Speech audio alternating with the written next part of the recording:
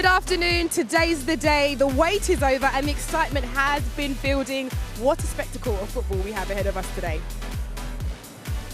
Yes, Chelsea women are back at Stamford Bridge for the first time in 3 years and it's a sellout. And after a difficult start to this season, the champions have been unstoppable since. It's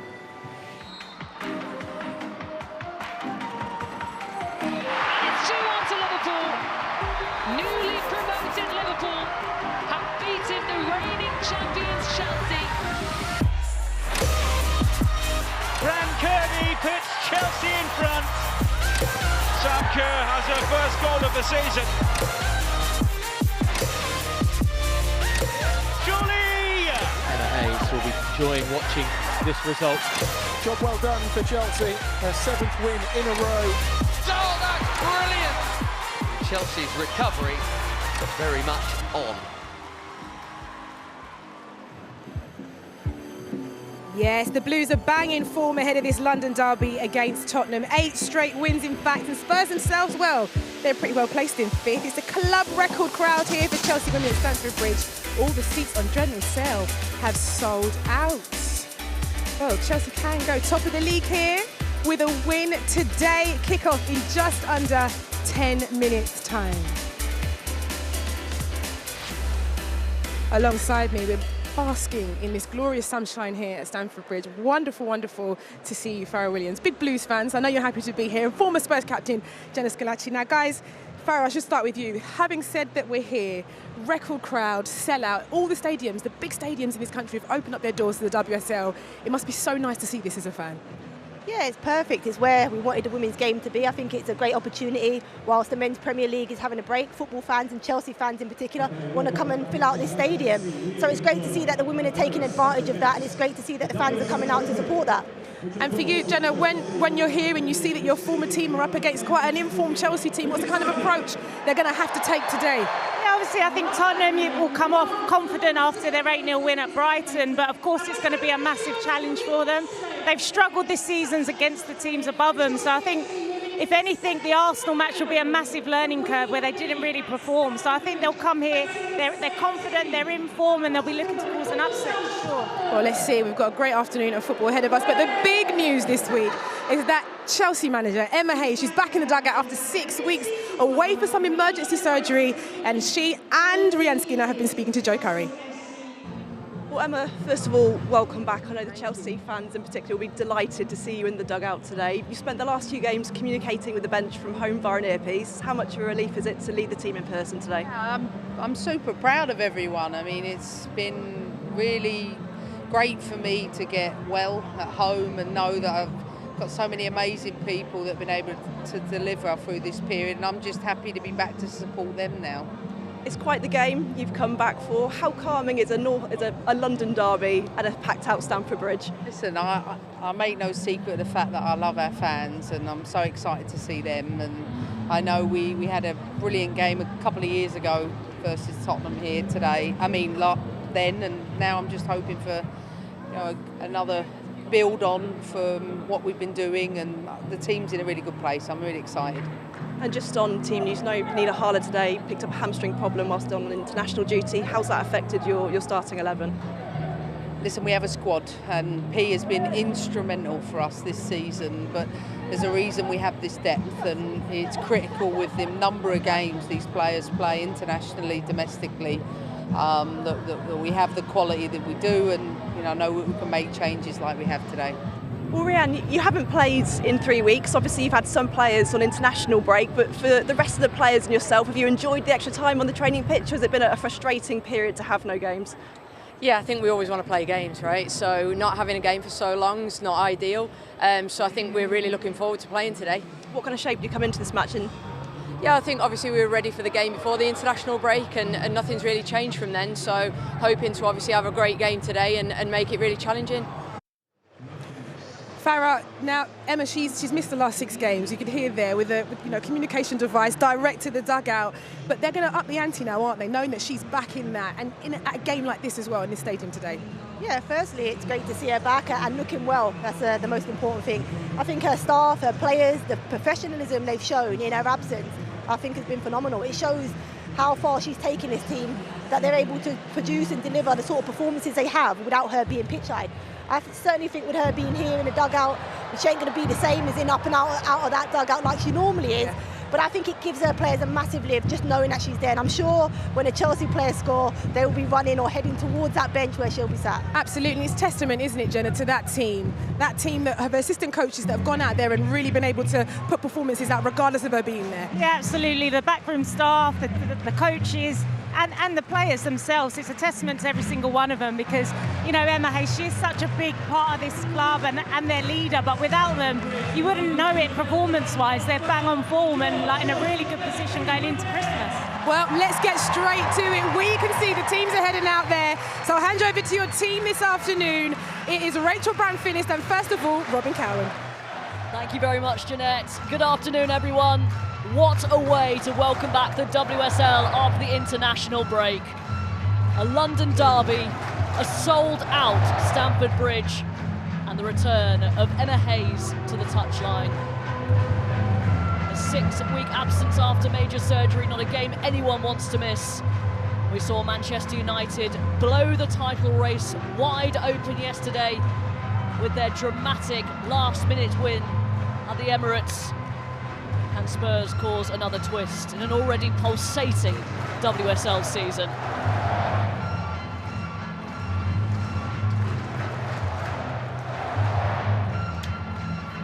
Two changes to the Chelsea team that beat Manchester United before the break. Eve Perisset replaces Niamh Charles, who drops to the bench. Pernilla Harder was injured on international duty, so Jessie Fleming comes into the starting lineup. Sam Kerr has scored in all 4 of her WSL appearances against Spurs. Frank Kirby is fit enough to be named on the bench after missing the last 4 WSL fixtures. Spurs play for the first time since October the 30th. That was their 8-0 win over Brighton. Nicola Karczewska is out with an ankle injury, so Jessica Naz, who got a brace against the Seagulls, starts in her place. Drew Spence won 11 major trophies with Chelsea before making the switch to Spurs in the summer. Spurs still have a number of injury issues and named just 5 outfield players on the bench.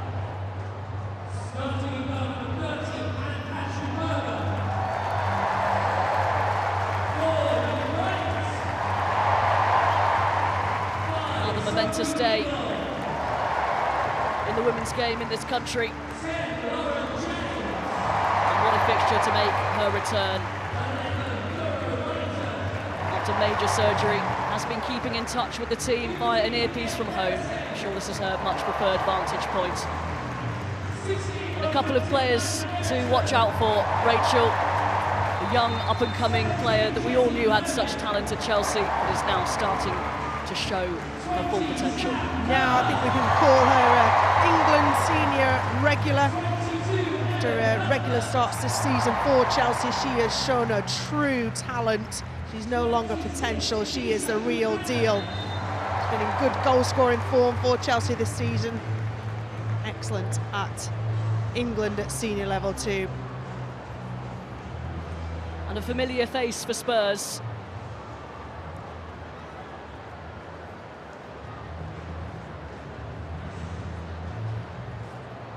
Coin toss, referee Rebecca Welsh, and with Andy Bennett and Declan O'Shea, refereeing team today. Drew Spence, you wanted to pick out Rachel, a familiar face for Chelsea. Yeah, spent her entire career until the move to Tottenham at Chelsea and was certainly part of that huge growth at Chelsea alongside Emma Hayes, but felt it was time to move on, get more playing time, and so far this season she's been top scorer for Spurs. So doing what can sometimes be a lonely job up top for Spurs, and surely will be the case today for Drew Spence, the Jamaican international, who will be heading to the World Cup next summer. We are just about set for the action here. The players take the knee before kick-off. Gorgeous day in the capital, crisp, bright. Those inside Stamford Bridge will be hoping for another belter of a WSL game. Chelsea heavy favourites, given their recent form and the depth of their squad. Spurs, like Manchester United yesterday, need that statement win against one of the League's juggernauts. Why not here at Stamford Bridge? There's not a lot statistically in favour for Tottenham to grasp at, really. Look at their record in London derbies. They've only won 1 out of the last 18, Tottenham, and they've won 0 when it comes to head-to-head contests against Chelsea. But they are in their infancy as far as WSL, as far as professional team Spurs, certainly compared to the WSL juggernauts, as you mentioned, of Chelsea.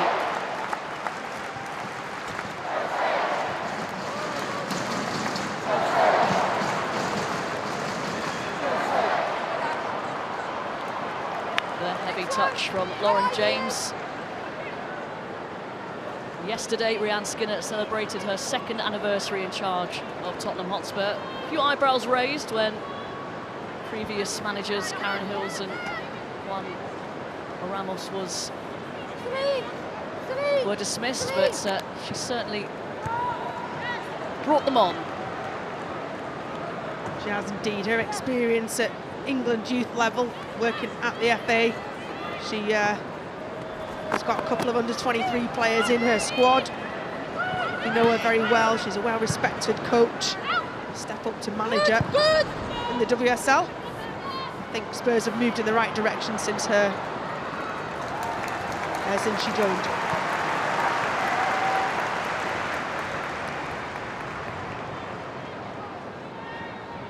Buchanan on international duty with Canada over the break.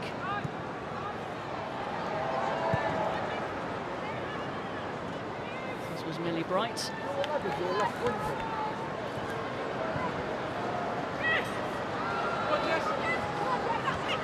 Here is James.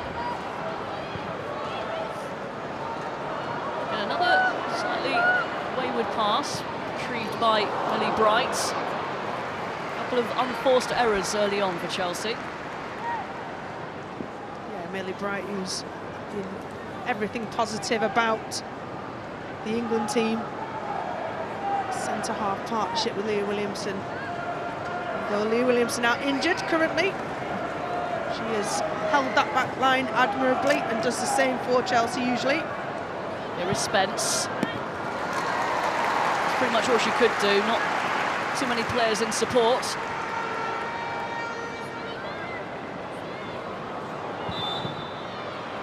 Sophie Ingle will be quite relieved that the whistle blew for a foul on her. Yeah, the ongoing debate of playing out the back and actually putting your team under pressure on occasions. Chelsea will back themselves, though, to receive the ball in tight areas. Her making the run like she had strayed offside, the way it was cut out. And as his layoff straight to Erin Cuthbert, signed a new deal until 2025 this week. He's played in pretty much every position for Chelsea, in the midfield and the forward line. Bit of space here for Jessie Fleming. She was blocked off by Bartrip, but the referee happy with that, happy for play to continue. Yeah, excellent defending from Bartrip, just made sure the ball and player didn't go past her. Got a body in the way, stopped what could have been an incisive run. Jessie Fleming was about to cut into the penalty area. What Rhian Skinner has brought is a real sense of discipline in performances. A well-marshalled backline led by Zadorsky, very experienced international player as well.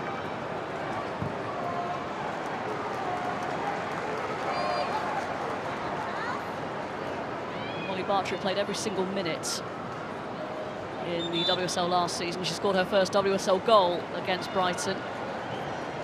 Has been goals that have been hard to come by. They got 8 against Brighton. I hope they haven't used them all up. Yeah, that was the final straw, wasn't it, for the owners at Brighton, and Hope Powell still yet to be permanently replaced. Yeah, demolition job, and only scored 12 goals. Heavy touch from Korpela. She just about got there to clear it away ahead of Sam Kerr. It's the lack of the lack of precision on that back pass. Why not just fizz it in on the ground so Coppola can hit it first time? The way it loops in, it bounces up, she has to take a touch. I mean, I'm all goalkeepers union, but it could have been a lot more simple for Coppola, the Finnish goalkeeper. Again, Coppola and Becky Spencer sharing WSL duties, just like last season. Interesting, almost an equal split in terms of starts. Coppola preferred usually in these sorts of games. Yeah, I think she's probably the steadier of the two goalkeepers, and certainly Becky Spencer is better with her feet, and so if you're trying to break teams down from the back, playing through teams, but yeah, I wouldn't fancy that tactic against Chelsea in their front pressing three. So possibly more cautious and conservative of options. But two international goalkeepers is a great decision to have to make. Bright's trying to find Lauren James. Hale gets there first, wins the throw-in for her side.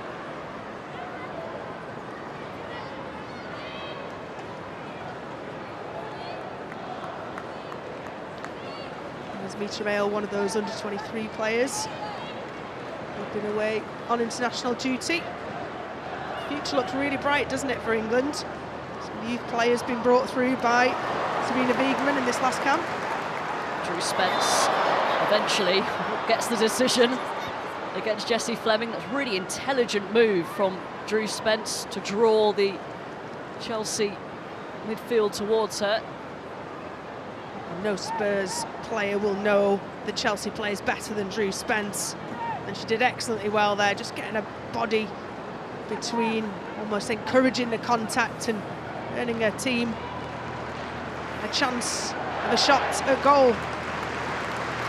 Set pieces you feel will be their best option. Well, they've scored a few long ranges already this season, a couple against Leicester earlier on. Sumanen goes for it. Bounces easily into the arms of Berger.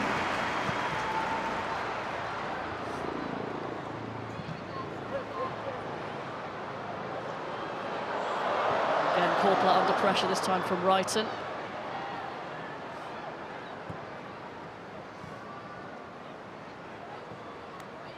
Naz, oh, lovely play. Spurs have numbers forward here. Naz has continued her run. Beautiful move. Perisset gets her head to it. Drew Spence can't sort her feet out. And Chelsea managed to work it away from their goal, but a really incisive, crisp break from Tottenham Hotspur. Really excellently rehearsed, wasn't it? You could see that that passage of play has been drilled into the players. When they get the chance to break fast, and knowing exactly where players were. Using Jessica Naz, her speed is something that can get at Chelsea's back line. Concedes the foul and a yellow card. An early one, but by the letter of the law had to be given to her. Cynical.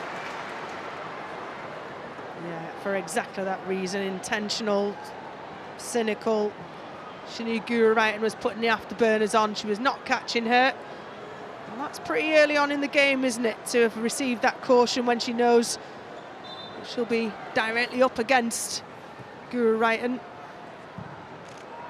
Delivered by Eriksson.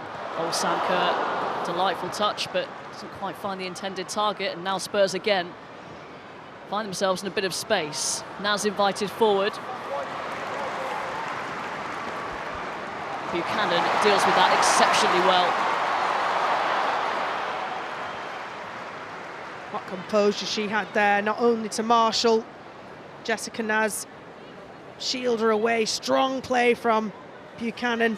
It's what she's renowned for, being on the ball, those driving runs out of defence. Comfortable on the ball as well as solid as a defender.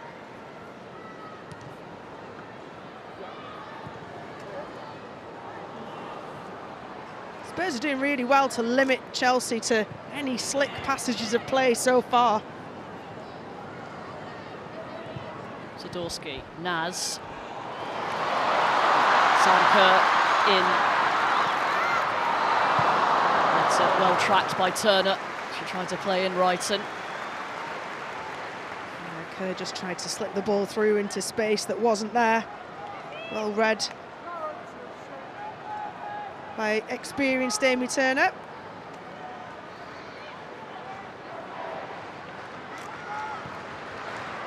Kerr looks very sharp, ominous.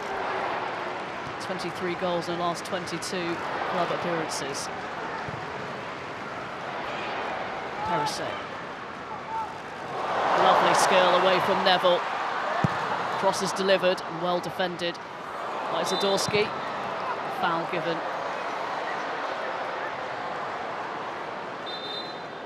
Again, Spence putting her body on the line, really. Almost encouraging that contact. Knew she was going to get clattered. Perisset on that break looked promising, then opted for the more difficult option. Yeah. Clever play from Drew Spence. Used all her experience there. Nothing too serious, but a good gain of territory and possession for her team. She will be relishing this matchup, though, won't she, against many of her former teammates? It's a big point to prove, isn't it? You know, ultimately, you know, Chelsea, I think in the first 2 seasons under Emma Hayes in the WSL, finished 3rd bottom, then 2nd bottom, and Drew Spence, through that ascendancy to become champions, you know, became less and less of a key part. Kerr rides the challenge away from Zadorsky. Sam Kerr, and it's in!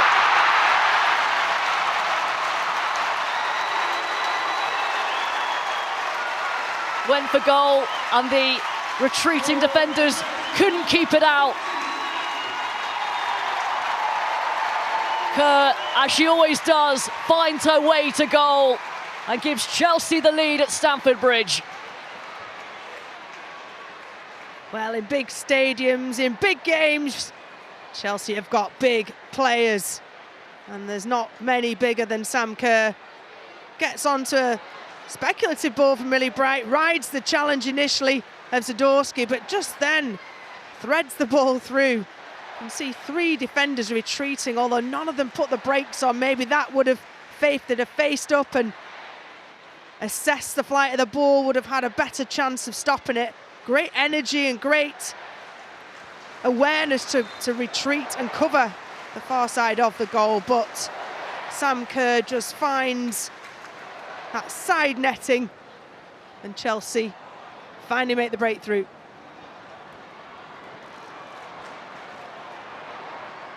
Well, one back. Here's Neville into Spence. Oh, Neville's given it away to James. And for all of Tottenham Hotspur's good work, bright start, that's what Chelsea can do to you, and especially players like Kerr. Wondering if Zadorsky, in a tricky situation there, felt she had to go to ground. She must have been confident that she was going to win the ball. Sam Kerr is so deceptively strong, because when you see her, she's 5'5", 5'6". She's not very tall, but she's great in the air. She uses her body exceptionally well. She's not been record goal scorer in every league that she's played in for no reason. She's an exceptional player. One who'll be looking to take her goal-scoring form at club to that World Cup next summer. Home World Cup as well. Big year ahead. Kerr into Cuthbert. Ingle. Is there an end to this beautiful Chelsea move? Zadorsky mishits the clearance. And a goal kick is given. And that's the real first slick movement from Chelsea. One touch football, one space opens up down that left hand side. Go right, and I'm a bit disappointed that there wasn't more of a cutting edge to that ball. The cutback was on. She opted for Cuthbert, just not pinpoint enough.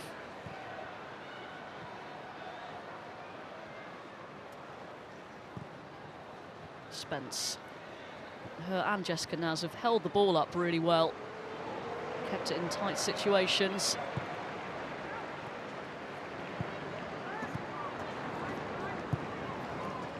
Here's Molly Bartram. Sumanen, Finnish international. Scored against Wales in the break. from the penalty spot.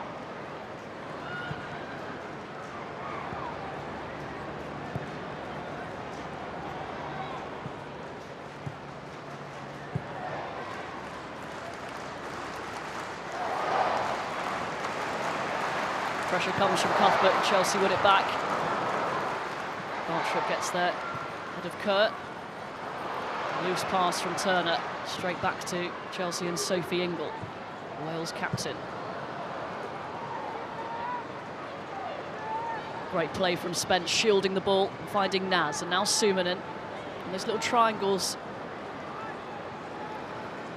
Spurs executing very well indeed. Bizet wins the throw, good burst.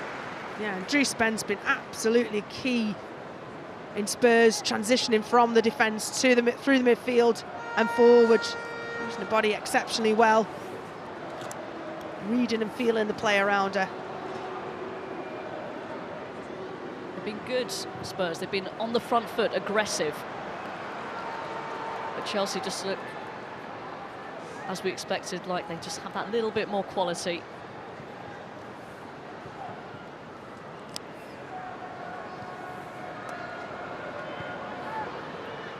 Defensive record, though, for Chelsea hasn't been what it usually is.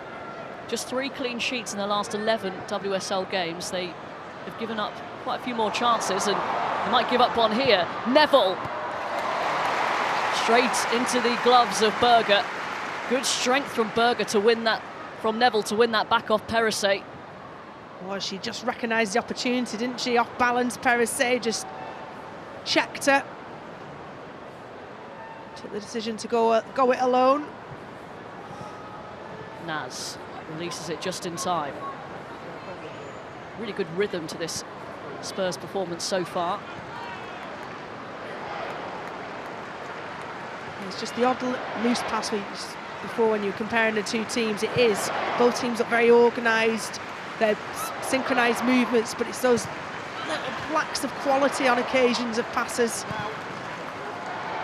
Neville inviting Bizet forward.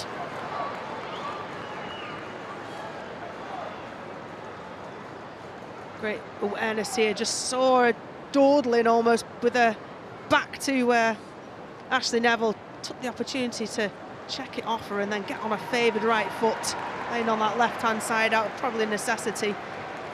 Ashley Neville. But good positioning from Berger in the Chelsea goal. I don't think she quite caught it as she'd like.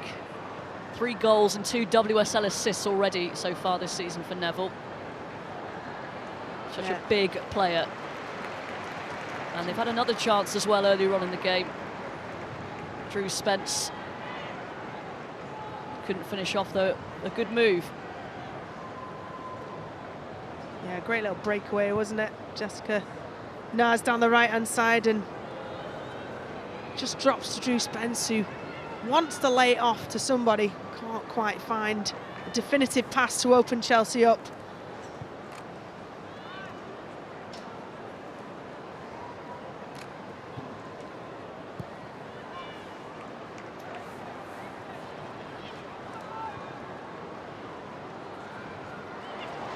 Great work from Perisset, and then James trying to thread it through the Kerr. It will find Perisset. Kerr onside and plays in James. Ingle. A mishit cross. Nearly caught out Corpola, but too much height on it. Yeah, I don't think that was a shot based on Sophie Ingle as her tendencies.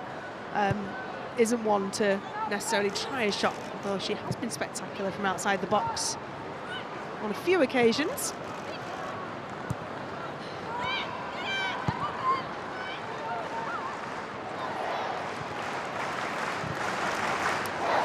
Fantastic reception for Emma Hayes from the Stamford Bridge crowd. She was announced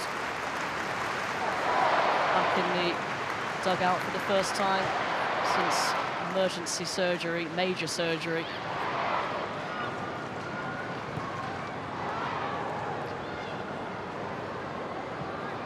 Eriksson into Fleming.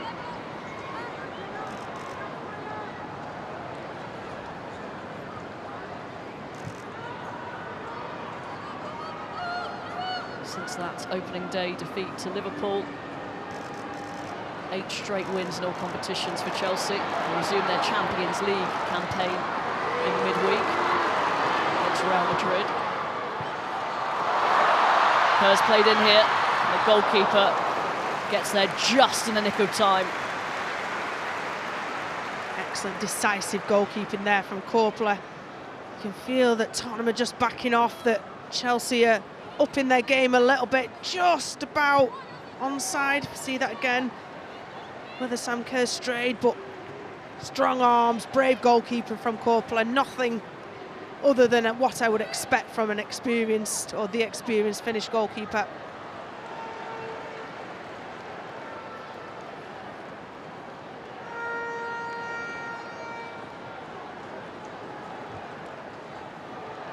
In her absence, Denise Reddy among the backroom staff, but won every single game, 6 in all competitions. She is keen, Emma Hayes, to emphasise the team that she's got behind the scenes. And she's clarity. She's built that team though. She, when she took over 10 years ago, I'm guessing, but I would suggest there's maybe 5 members of staff, if that, and certainly not all full-time either. And what she has now is between 40 and 50 staff, and the very best of the best. She has built that and continue to drive those standards within the club.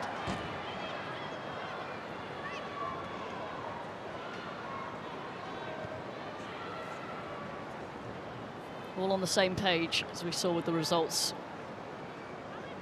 While Emma Hayes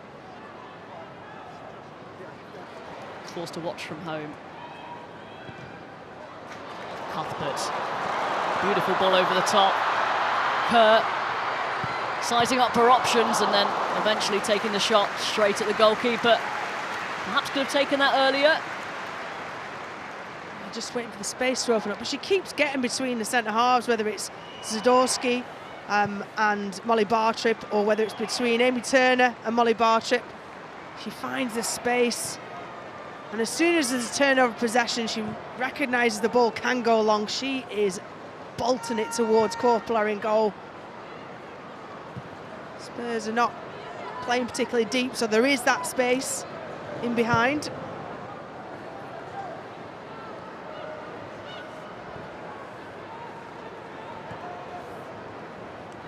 Talk about the differences between two teams as well. These two teams, the difference between world-class players is not just the technical ability, it's the decision making.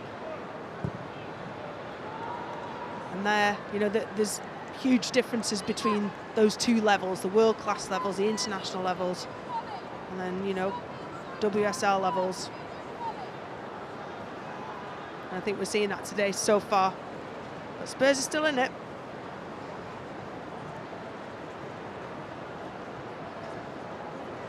They seem to be coping fairly well without a traditional number 9.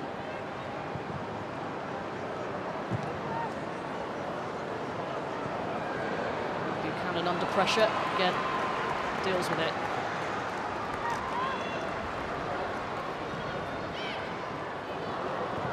Pass just behind James, but it's given away by Zadorsky. Fleming quickly onto Wrighton.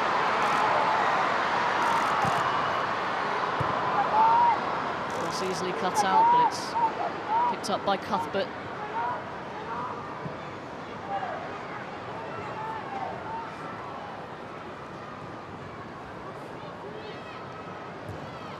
Eriksson helps it on to Wrighton. Corner kick. Spurs dealt with that very, very well. Guru Wrighton's had a couple of chances to really open Spurs up. Hasn't quite found that world-class level of delivery yet. Give her a couple more opportunities, I'm sure she will punish Spurs.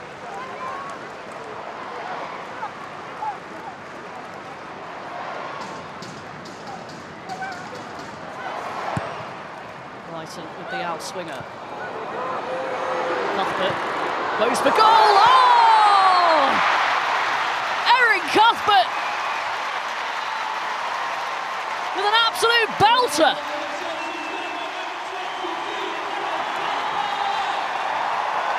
Makes light of a tight angle and doubles Chelsea's lead.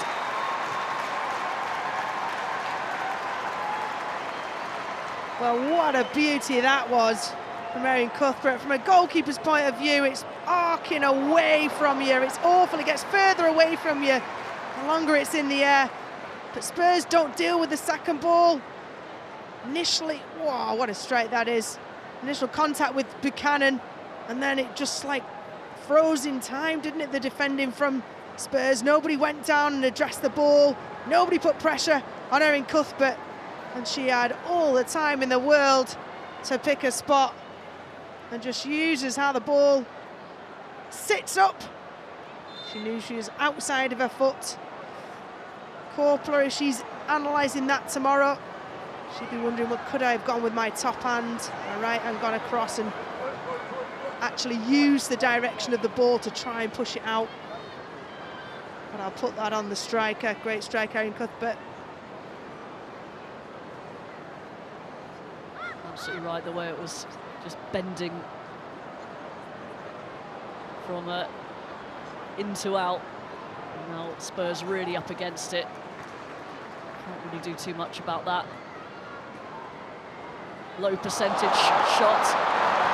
Erin Cuthbert, an incredible season. Scored against Manchester United last time out, and another today. He's played every single minute in the league in a fairly new position as a deep line midfielder. I feel like Emma Hayes just sets for a new target each season to put her in a new position and really kind of own it. What beauty of a strike. Curve it like Cuthbert.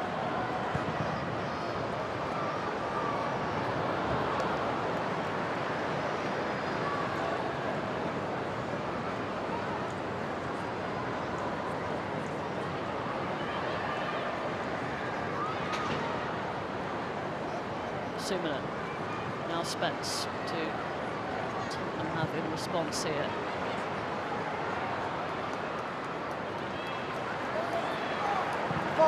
Ingle.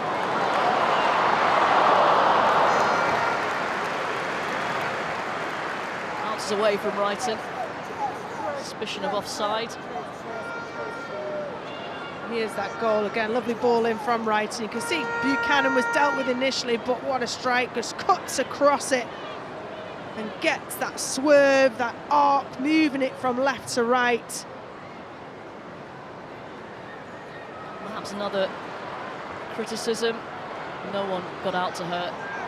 Yeah, nobody addressed the ball that second phase. You know, the first one making first contact, it dropped out, and Cuthbert had an absolute age to be able to think, oh, what shall I do with this? And you could see that almost go through her mind, and as it sat up, it became fully apparent. One of those that you feel like you'd do in training and you'd have kind of, you know, unopposed. Quite frustrating if you're a goalkeeper and watching that unfold. Neville, not her best. Spence was in space.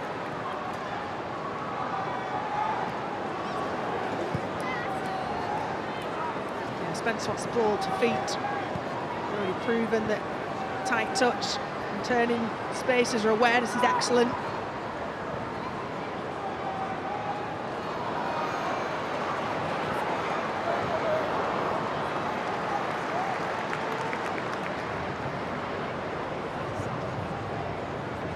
Has got to watch the left back for Spurs on a couple of occasions. Sam Kerr's gone, and she's almost hanging back just a yard behind the Spurs defence, playing Kerr onside should the ball go through to her.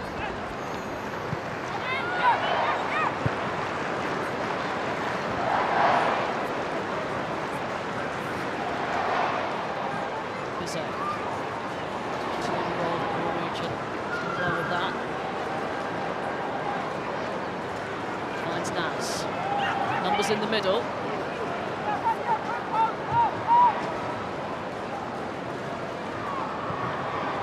Cross delivered towards Spence.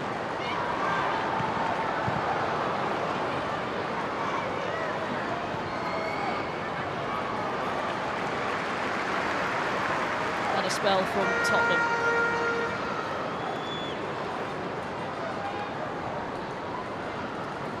Spencer's layoff straight into the path of England. Crisp turn from Jessie Fleming.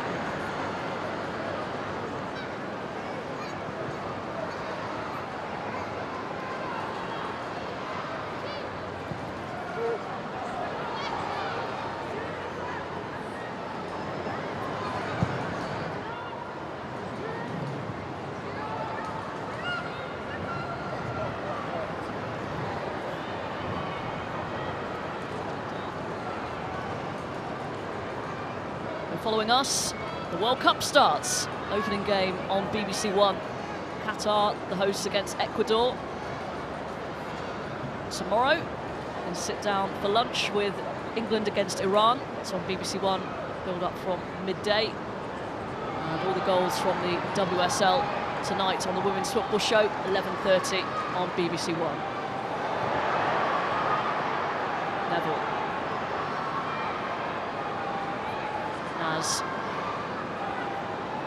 Didn't want to deliver herself, tried to play in Ale.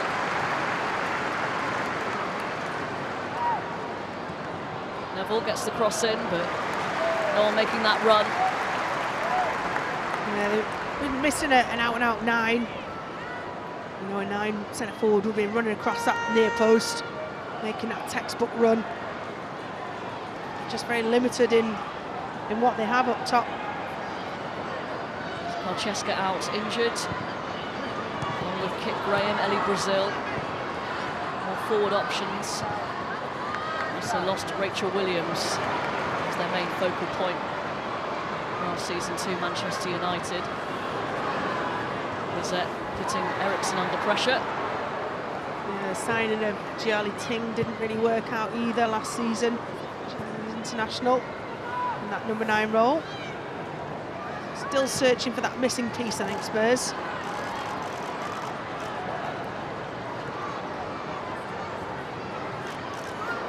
Cuthbert runs into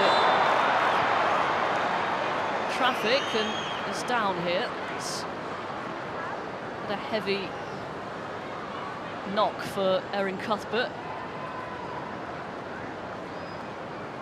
Yeah, it's just Drew Spence holding the ground, putting the brakes on. It is a free kick, so there's no intention to play the ball. Friendly good afternoon to her former teammate.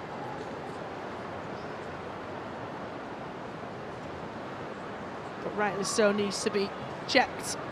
Head injury, it was shoulder on to Erin Cuthbert's cheek.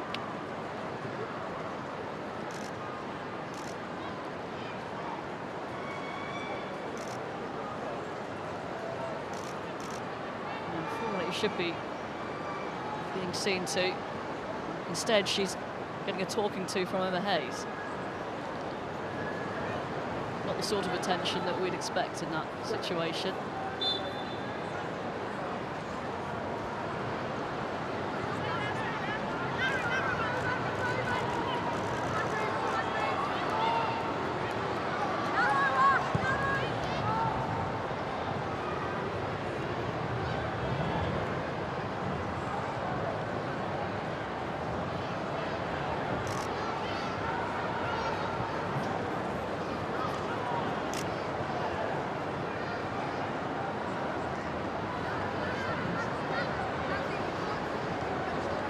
Final 11 minutes or so. Been flashes of Tottenham's ability, attacking threats, but just flashes. There's James. 2 on her. She still managed to keep the ball. Down she goes, and that's going to be a penalty. Ashley Neville just got too close to her. A yellow card for Neville and a penalty for Chelsea. Correct decision, Rebecca Welsh. You can't get tight to Lauren James, or you've got to get tight and not let her turn. What you did, let her turn, then she's across you. You're trying to recover Ashley Neville. and the inevitable happens. I mean, she looks, Lauren James, as if she's not necessarily that rapid. She is that rapid, and I'm talking not just at WSL level, at world-class level. She turns, she's powerful, and she's at a team penalty. So Korpela has got a decent penalty record. Guro Reiten will take this one. And this will be, you suspect, the game for Chelsea. Reiten sends Korpela the wrong way. Turning into a dream afternoon at Stamford Bridge for Chelsea. 3-0 now. They lead Tottenham Hotspur.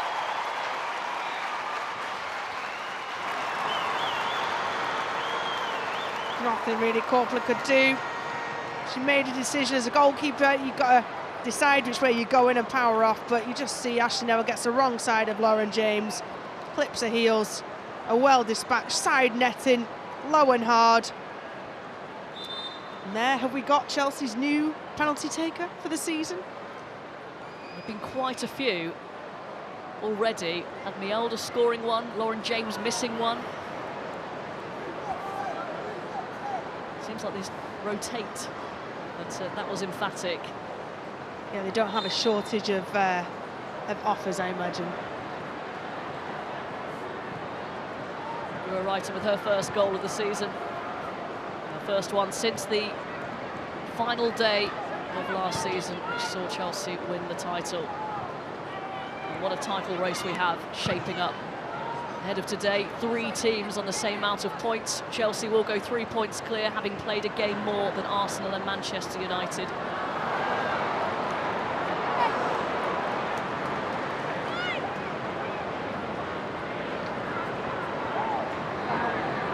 Here is now Spence. Right idea there from Drew Spence.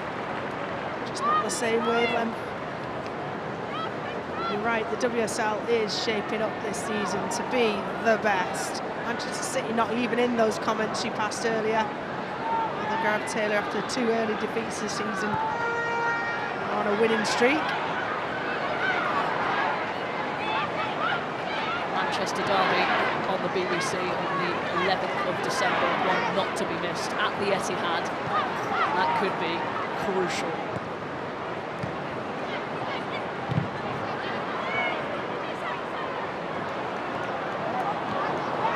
Short from James. Here's Neville. Return pass to James.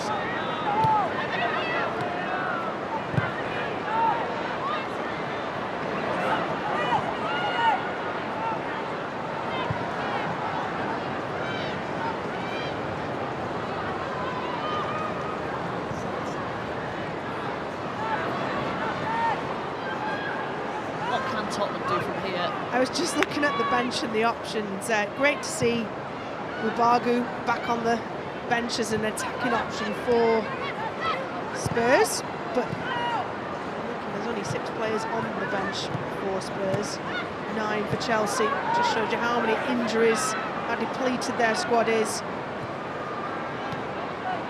Attacking options are pretty slim. No disrespect to the players on there, because their squad depth cannot match Chelsea's.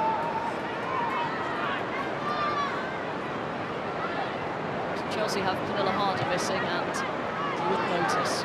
Well, every single player on the pitch for Chelsea is a starting international player. Opening up here for Sumanen, allowed to turn, plays in Spence. On the stretch, couldn't guide it on target.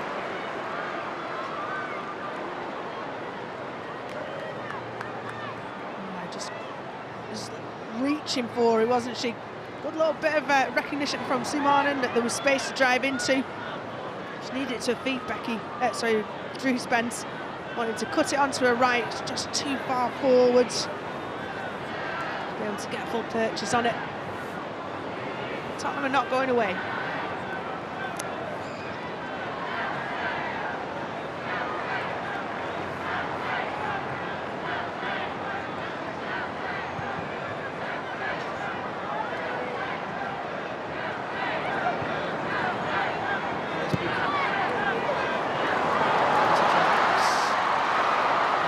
footed.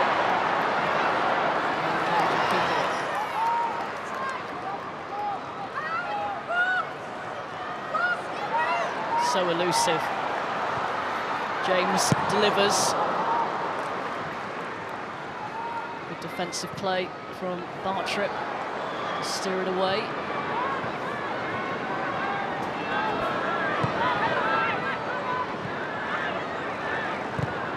Buchanan. Cut out by Ale. Good play from Angela James.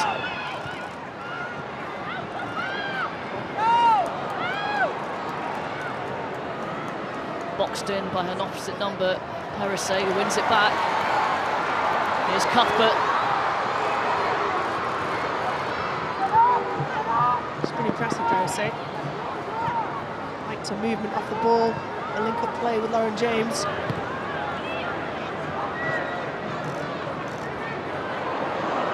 Bride's being put under pressure by Bizet.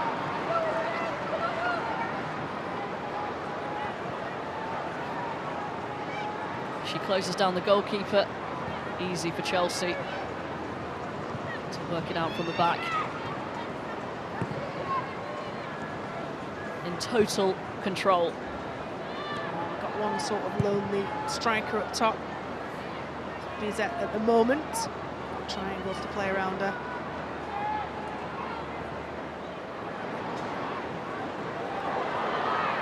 Spurs win it back in a good area. Here's Bizet. On to Naz. Neville in space here. Well claimed by Berger. That was fantastic goalkeeping, not just for the technical stretch and reach of that. She recognised as soon as the player was on the ball out wide, Jessica Naz, she looks up. I saw Berger check that she was completely free, knew that it was going to be her who needed to come and challenge for that ball. Excellent scanning from a goalkeeper. Took a few steps out, which gave her then ate up the distance and allowed her to be able to come get it. She had to, didn't she? She was unmarked. That's it. That you scan. You're part of that back five. That back four today. And catching Berger. And she did her job. But you know, even a game where you're 3-0 up, the game you feel you're in complete control, not switching off. Talked about world-class players and world-class decisions. You know, that's a good example of what I meant, and catching Berger.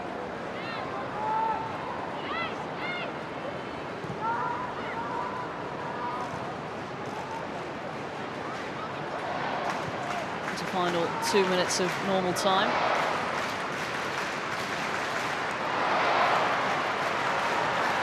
On the whole, it's been a breeze for Chelsea, and they add to it.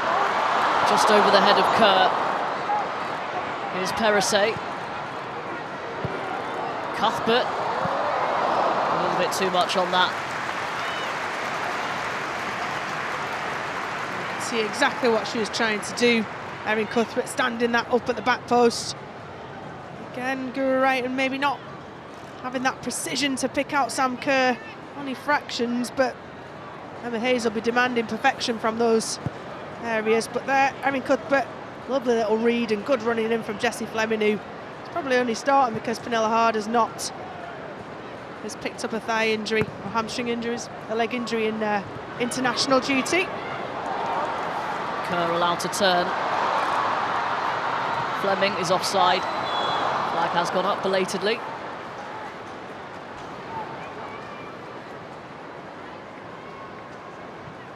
Only fractional, but she knew it.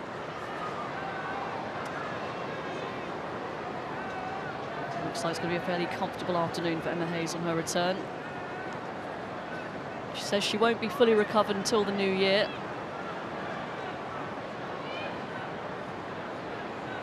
It's amazing that we don't know more about endometriosis. It's so common amongst women. Why have we not got a cure for it, a prevention? It sounds awful what Emma Hayes has had to go through. It's a last resort.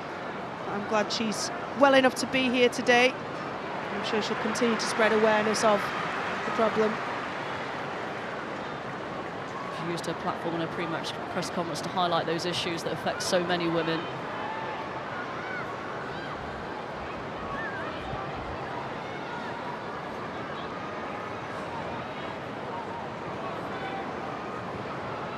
but having her back here in the dressing room for half-time, any player who's not had every pass perfect, every decision spot on, knows that they'll be in for not a reckoning, but she demands perfection. She should do. She's got the best players in the world, arguably. She should demand perfection, and she will. There'll be no let-up in performance second half. Half-time then. Chelsea cruising in that first half in front of a bumper home crowd at Stamford Bridge. Sam Kerr got things going with a precise finish. Erin Cuthbert has scored the goal of the game so far. Beautiful half volley. And then Guro Reiten from the penalty spot has put Chelsea in complete control at the break. But as you said, Rachel, there won't be any sign of let-up. Spurs will still have to work hard to at least try and give something for their support to cheer about in the second half. Yeah, it's 3 instances really where Spurs have switched off, just that blips in concentration that Chelsea have not done, that have allowed Chelsea to come in. And when you let, you know, a top team like Chelsea through the back door, then they take full advantage of it, and they are ruthless in that. And you know, in past years, Emma Hayes has demanded ruthlessness from her team.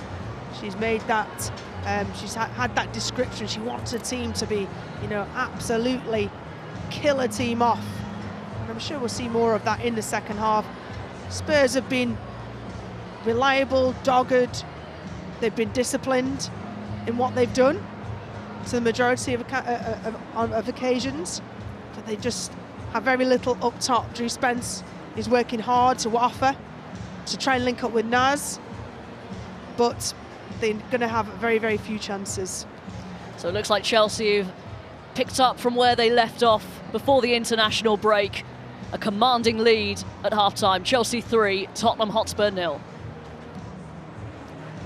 Many thanks to Robin and Rachel and Farah. When you look at this game today, it's been such a busy first half for Chelsea and really pretty much unchallenged as well from Spurs. Yeah, I think it's been pretty easy, as you mentioned. I think Spurs started quite lively that first opening 10 minutes. I thought they tried to be on the front foot, put Chelsea under a little bit of pressure, had 2 half chances. But since that 10-minute spell, I think, you know, Chelsea have dominated, played at their own intensity. At times, they've slowed the game down to the level they wanted to play out and made the game look really easy. Yeah, and Jenna, I think I know the answer to my next question. What's really frustrated you with Tottenham today?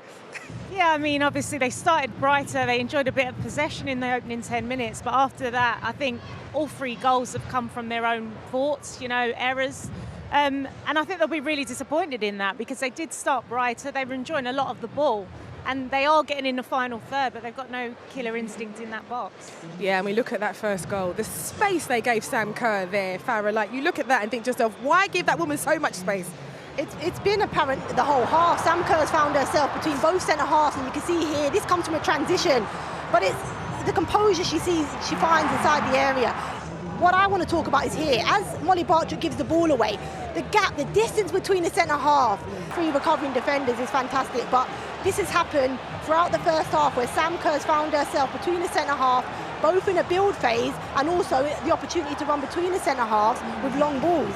And these are the kind of environments that Sam Kerr relishes, Farah. She's here, she knows, in front of this crowd, she wants to put on a show.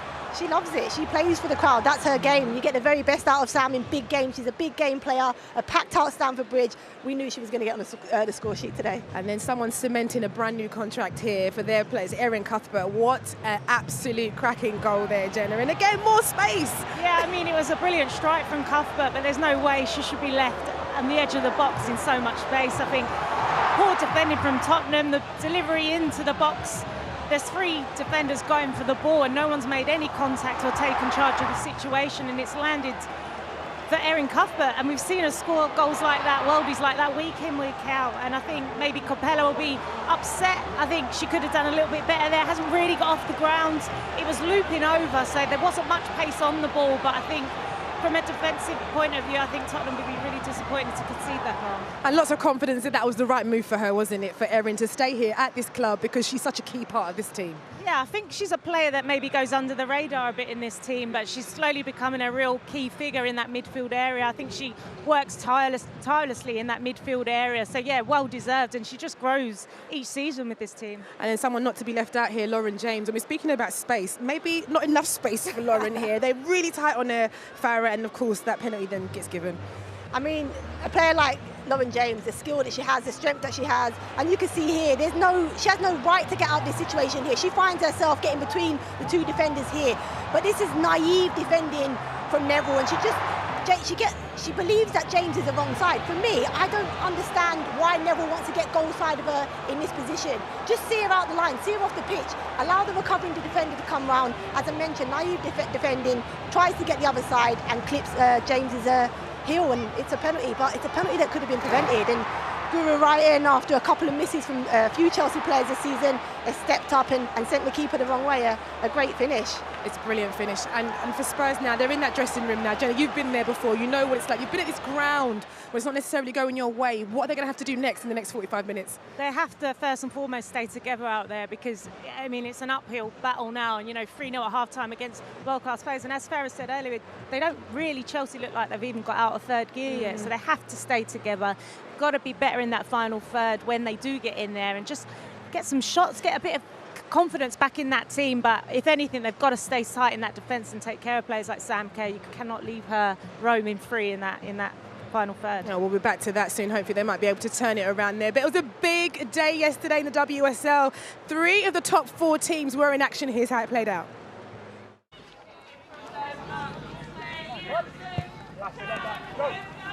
Shaw is through here, and she's onside.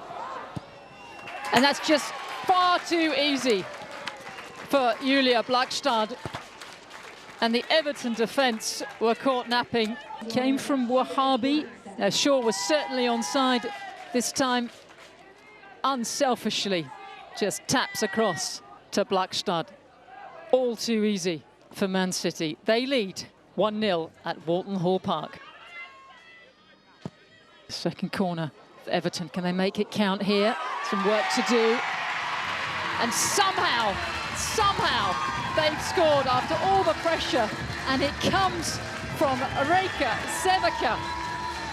Well, it was a good cross in. So many City defenders in there. But absolute joy for Everton. This is completely against their run of play.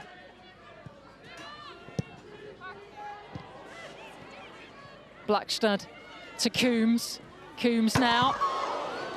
And Shaw! She does it again. She's scored in every game this season. Coombs almost finding the net, but Shaw in the right place at the right time.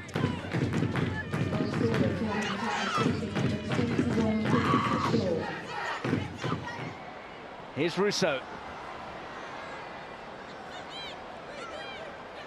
Waiting for an option. Hayley Ladd gives her one and then gets the ball in. Oh, Zinsberg has missed it, and Ella Toone is there. No more than Manchester United deserve. Ella Toone, who has scored a winner in a 1-0 success for Manchester United against Arsenal before, makes it 1-0 to United at the Emirates.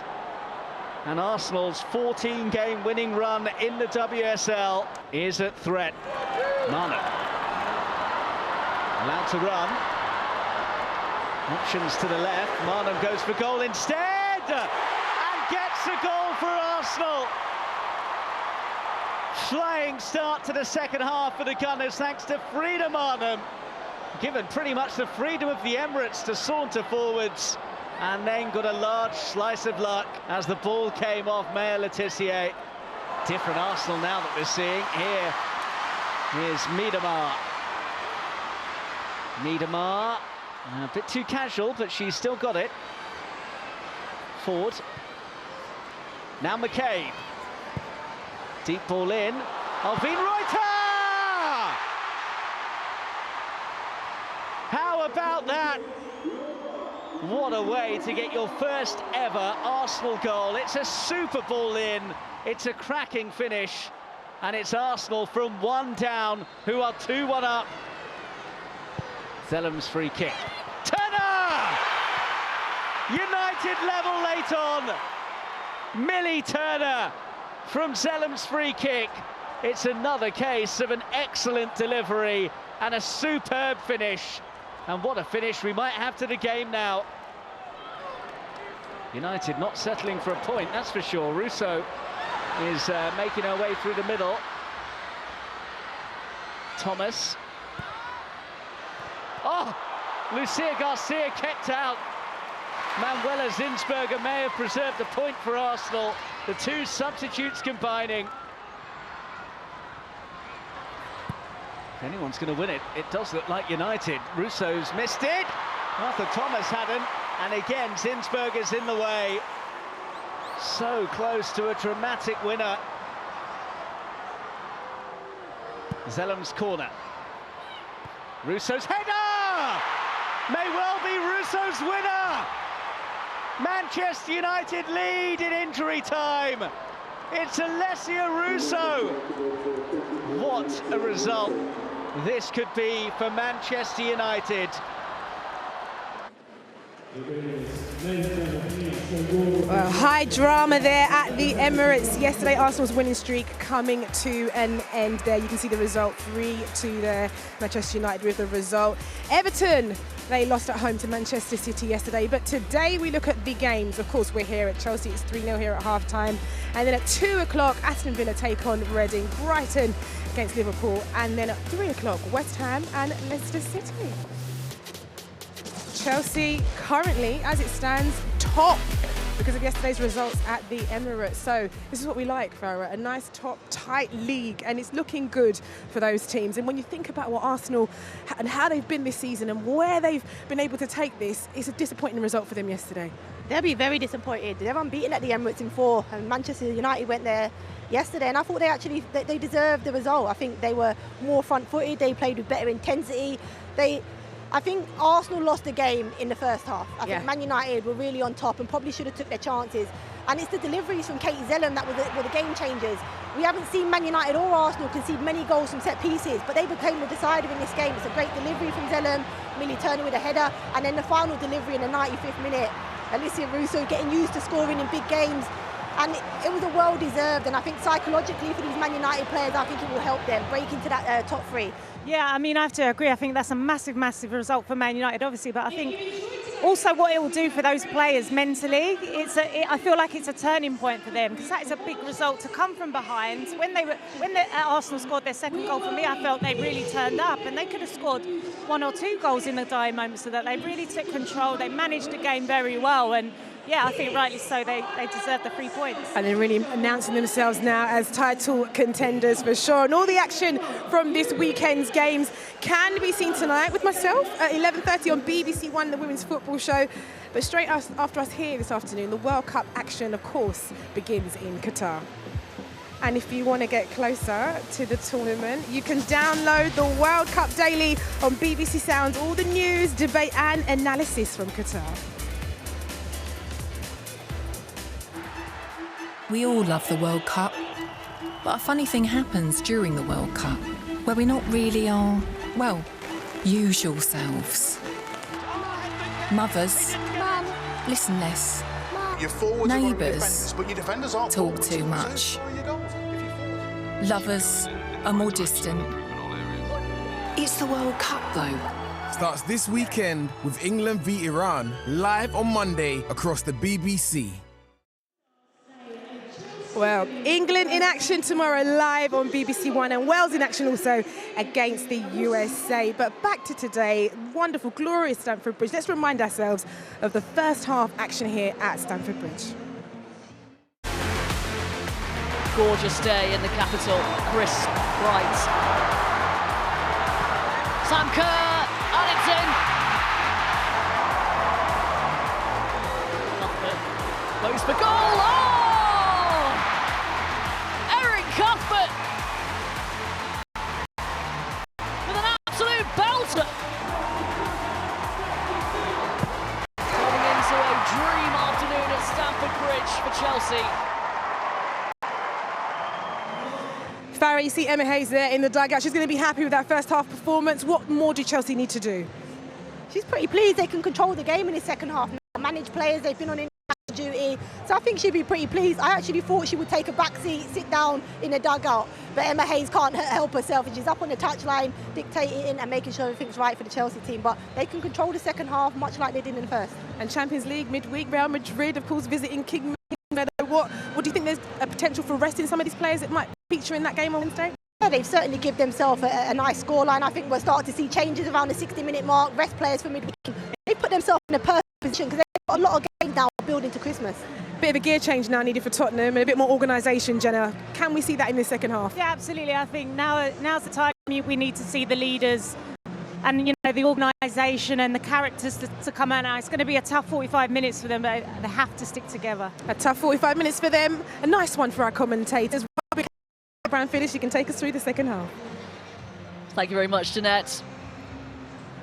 So a healthy lead for Chelsea going into the second half. What do you think Rhiannon Skinner would have said to the Tottenham players here? I mean, you've got to still believe, haven't you? I mean, she's going to have to just reinforce all of the good things that Spurs have done. There's some build-up of play, the fact that they did break through the back line of Chelsea, that Ann-Katrin Berger was not, a silent partner in the back four of Chelsea. She was having to be kept on her front foot. So they were causing Chelsea problems. The majority of the time they were organised and they were difficult to break down.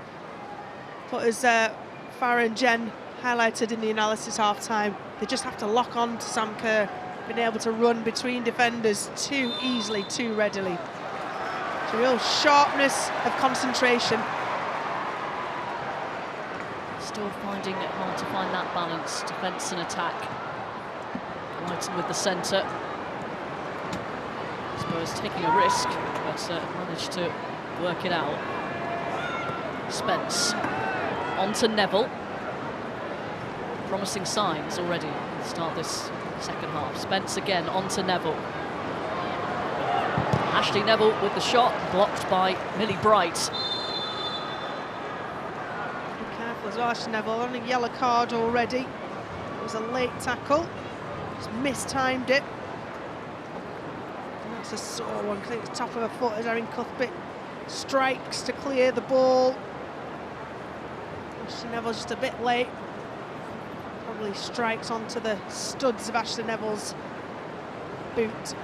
That's exactly what Rebecca Welsh is saying, no more. That's it. Should be a huge player for Spurs to lose.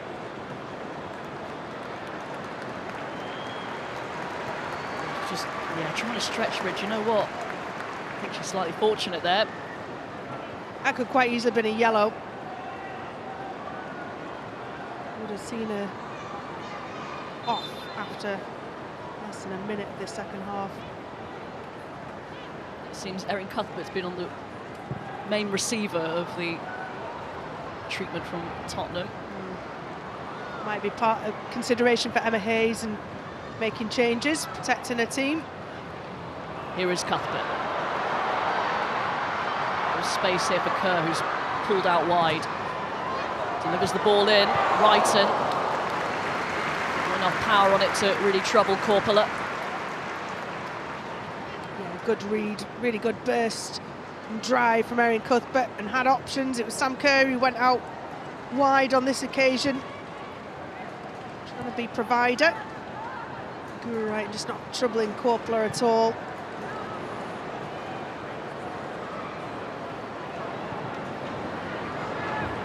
A couple of easier fixtures coming up. Well, I hope so anyway for Spurs before break for Christmas. Away at Reading, home to West Ham.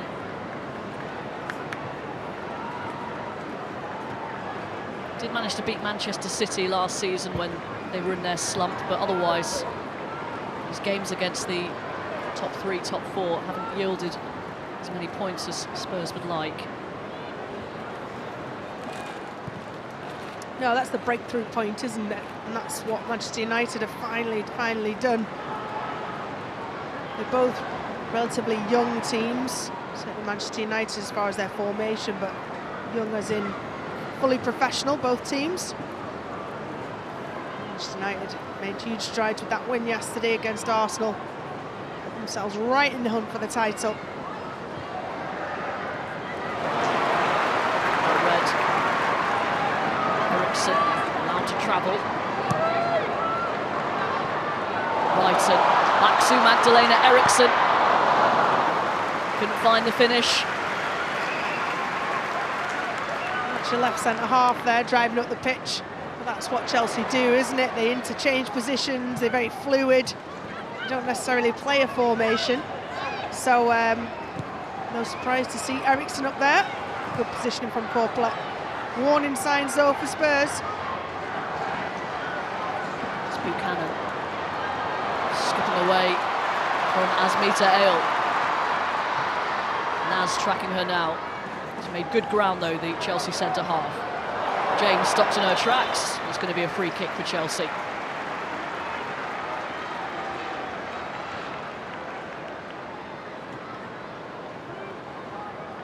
It's been all Chelsea. And yeah, a late tackle again. Lovely quick feet from Lauren James, just shifts the body and the ball in a different direction. Thinking was too quick for Jessica Naz. Stuck a foot out. And this is what Emma Hayes will have wanted. A fast start.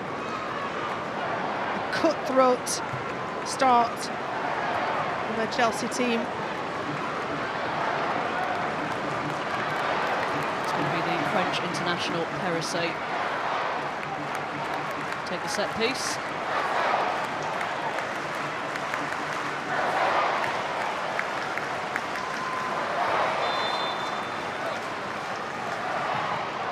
Low delivery, just over the bar. Guro Wrighton.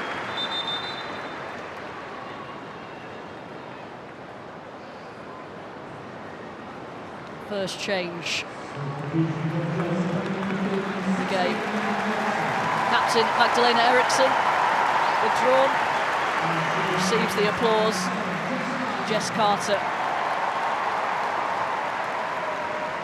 on in her place. Millie Bright taking the captain's armband. Well, Emma Hayes only knows too well the importance of Eriksson and her leadership qualities. They were missing last season. Towards the end of the Champions League, they were a shadow at the back. So critical she stays fit for them. That is what is up for Chelsea next Wednesday at Kings Meadow, Real Madrid. As crowded out, Chelsea keep possession.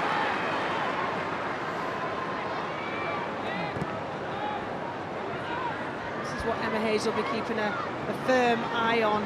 As teams like Spurs are chasing the ball, they're out of possession a lot, they start to tire, the tackles get a little bit later, they get a little bit more out of control. Hayes needs to use her squad well to protect her players. One touch, two touch max, don't hold on to the ball, play smart.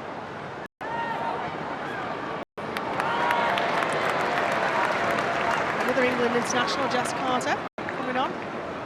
She saw her dad on the perimeter, so I'm sure there's plenty of family for both teams taking up the option to come here and enjoy this wonderful stadium. Another very versatile player taking up the left back berth. He's played at centre half, right back, even at centre midfield when she was at Birmingham. However, Kadisha Buchanan, the last couple of games, she's looked much more assured, playing the game that got her that move to Chelsea. Cross comes in. A couple of claims of a handball. Corner has been given. Yeah, on Buchanan, it was just a matter of adapting to the WSL, wasn't it?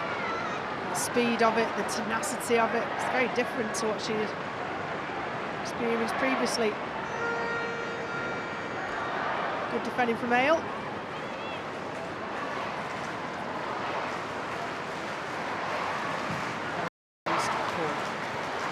For Sam Kerr, far it away and over the halfway line. everybody back. Spurs. Lonely figure, a whole half to herself, and Katchenberger.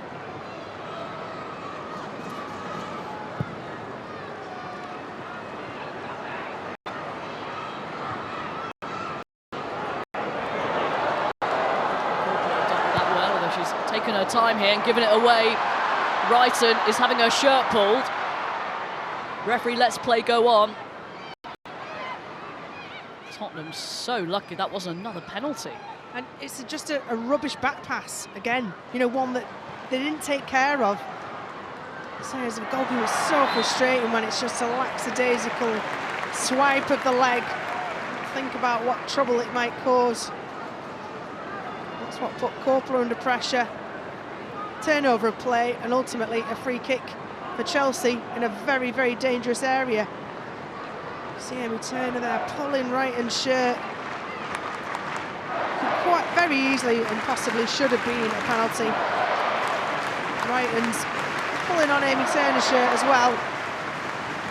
It's an incredulous laugh from Gura Wrighton. I mean, she nearly had the shirt off her back. Not sure if the referee didn't have a good view, but it was pretty clear in those replays.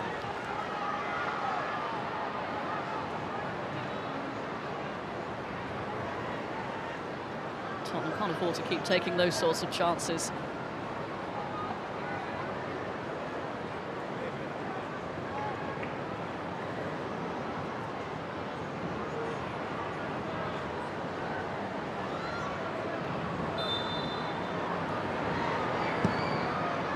Teasing ball in. Corner kick, the decision. Pretty well defended there by Spurs. Gilrange didn't get enough height on it really to put it into that danger area. Taken quickly, James swings it in towards the back post. Millie Bright hit it sweetly. Inches away from making it 4. She'd have enjoyed that one, Millie Bright, if that had gone in. What a strike it was. Technique excellent. Really kind of gets that left shoulder over to keep the ball down, get a hit up and over the ball. Just can't get it down fractionally enough. But there's just threats from every single player on this pitch for Chelsea. Chelsea turning the screw again. Lauren James away by Zadorsky as far as Erin Cuthbert.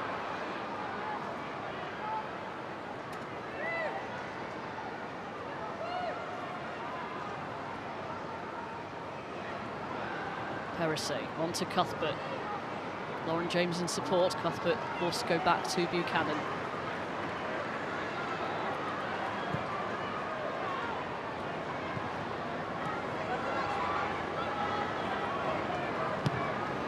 Draining for Spurs. How comfortable every player at the back is on the ball for Chelsea, just playing it past them. Spence. Ball cut out by Ingle, picked up by Cuthbert, and now Gura Wrighton. Kerr wants it. Doesn't quite reach her.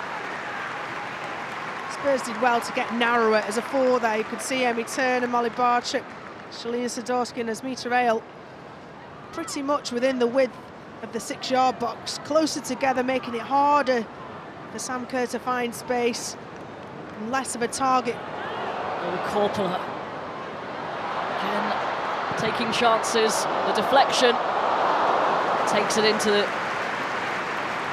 her gloves, but Chelsea failing to punish a big Tottenham error. Erin Cuthbert should have put that one away, really, shouldn't she? But Spurs causing their own problems.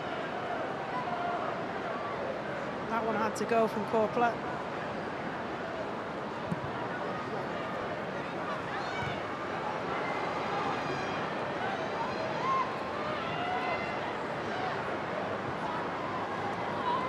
Here's Bizet. To Naz. Done well, Naz. Cut out by Carter. Defensive positioning on point.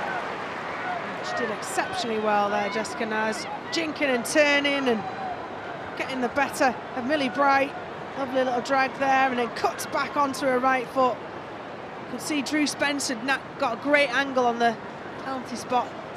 Just needs to be found. Sumanen with a good win back. Try and keep the pressure on. Bizet. Away from Carter, not once but twice, but Carter back in a good position. One of the most difficult defenders to get past.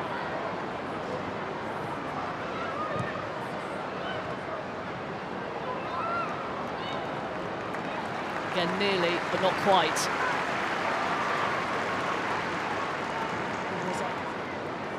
A lot of effort, a lot of good organised play, but just that finishing touch of Spurs really is only surpassed by the excellent organisation of Chelsea at the back.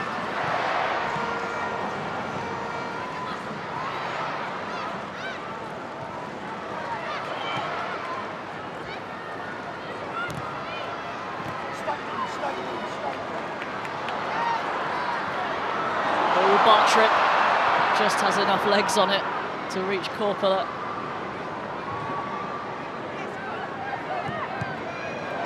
Tottenham living dangerously. I suspect at some point the Chelsea gift is coming. Cuthbert too strong for Time of Spence. year. There it is. It's not December yet. Don't tell me you've got your tree up. Goodness me, no. Still got pumpkins on the front step. I am not that organised.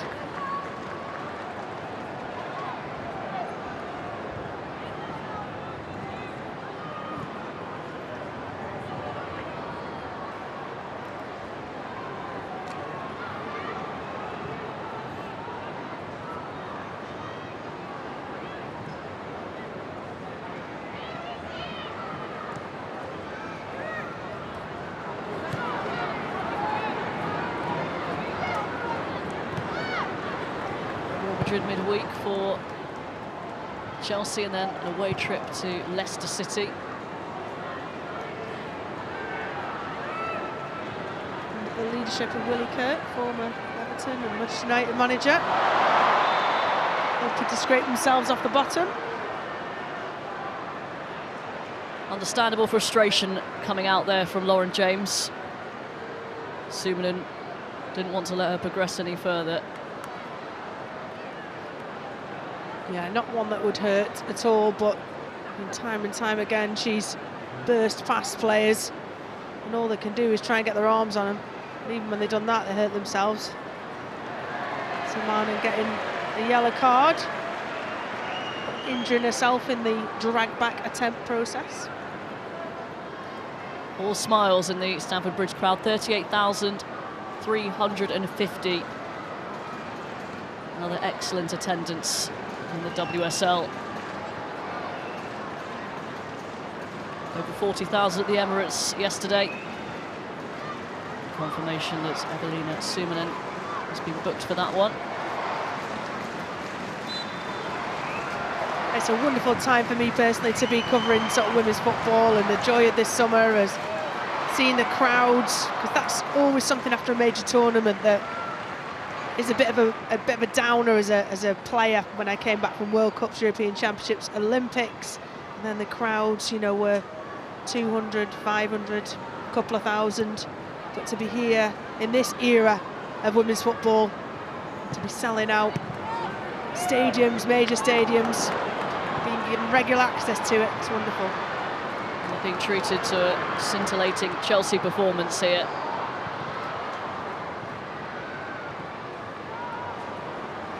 Neville, space to run into.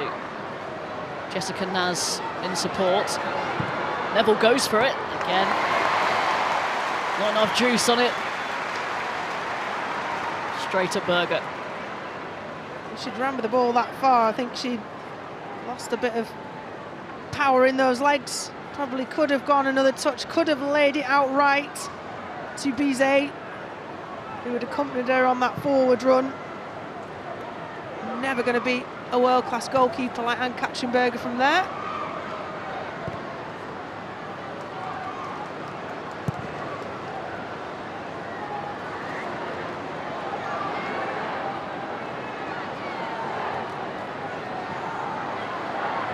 Chelsea aiming for a 4th consecutive WSL title. But as we've seen, if you look at the table, it's not going to come easy.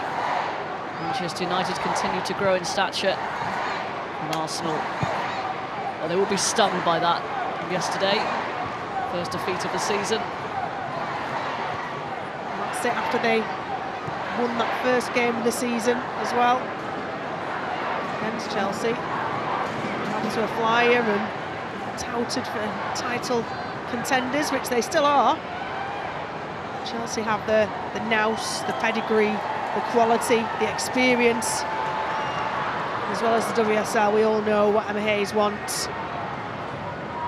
Big challenge from Erin Cuthbert there. No complaints though from Neville. Spence scurrying away. Lovely pass to Naz. And tracked all the way though by Jess Carter. This calibre of subs is exactly, if you're Spurs, what you don't want to see. Sam Kerr. Her 8th goal in all competitions this season, continues her record of scoring in every single WSL appearance against Tottenham. She's off for Beth England. Another appearance on the bench for her. Erin Cuthbert, another goal scorer. The one to remember, the Scottish international. And Fran Kirby, a welcome return to the field. Fran Kirby's been out with a virus, but has scored in each of her last 3 WSL appearances.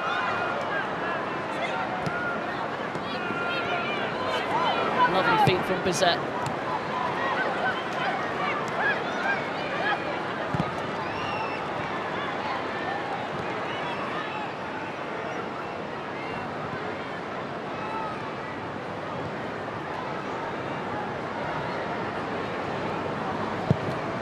Good to see Fran Kirby back on the pitch.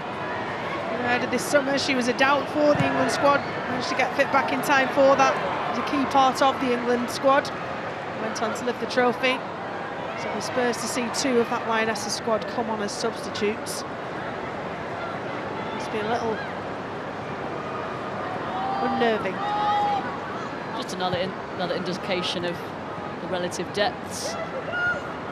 Tottenham to their best season in the top flight last year in terms of wins, points, goals conceded.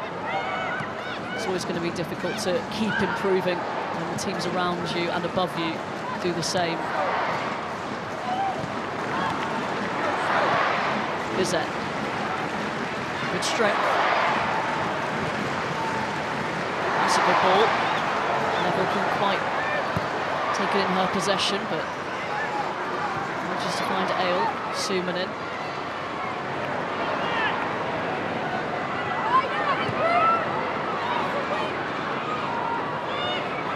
Wanting some movement ahead of her.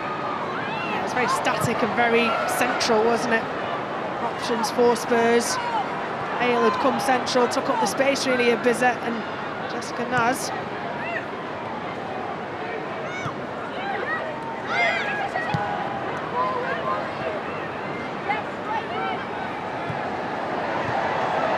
Neville. Good touch, and the referee is played an advantage because Neville was clattered. Another long-range effort and off target. I think they'd have preferred the free kick, Robin, to be honest.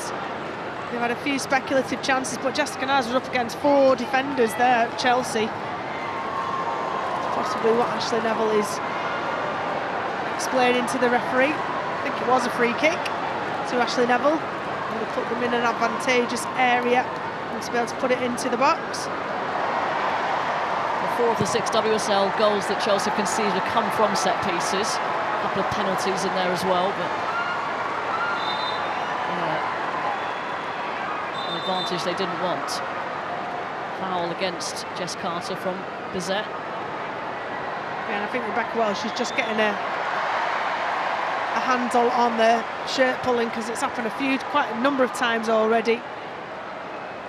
We've seen yellow cards for it from Spurs players. That is Bizet's final action. She's replaced by Rosella Ayan, who struggled with injuries so far this season. 3rd WSL appearance.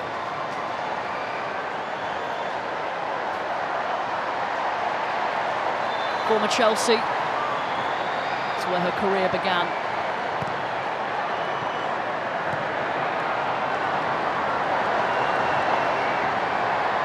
James. Lovely touch. He's asked a bit too much of Wrighton there. Didn't get that quite right.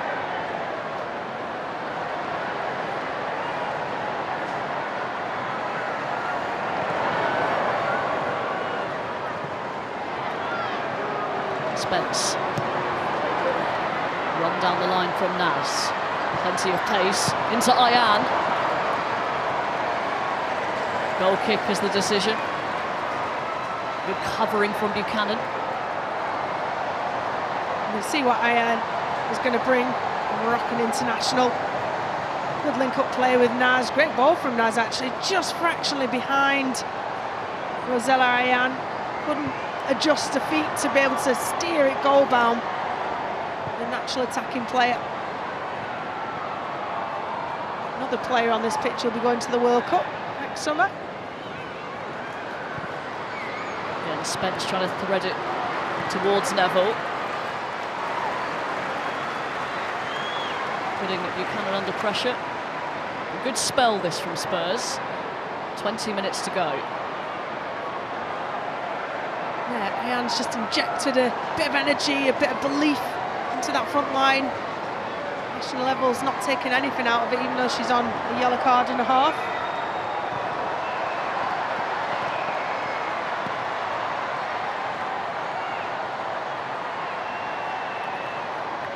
That looks very official. Good to have the #1 fan in today.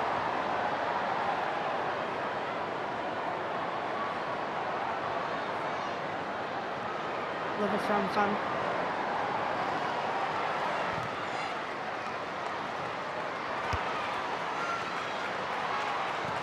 Brighton.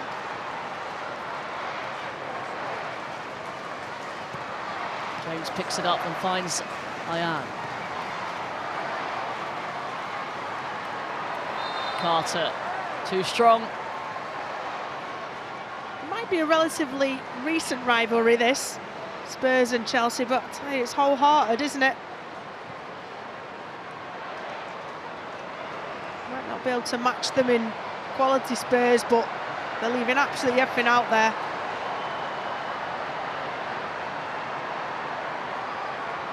We've seen this quite often in this game. Buchanan coming forward, starting the attack in the centre-half position.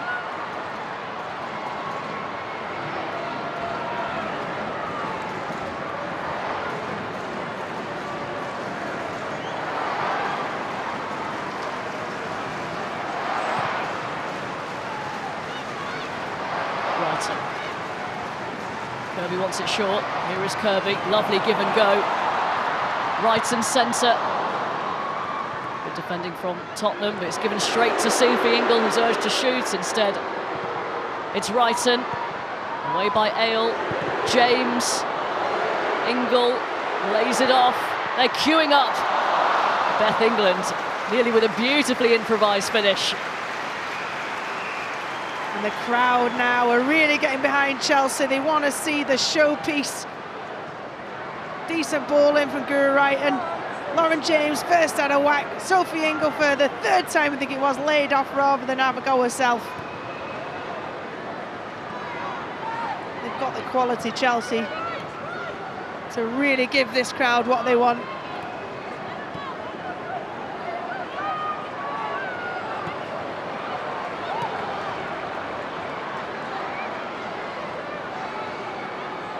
Chelsea hoping for more.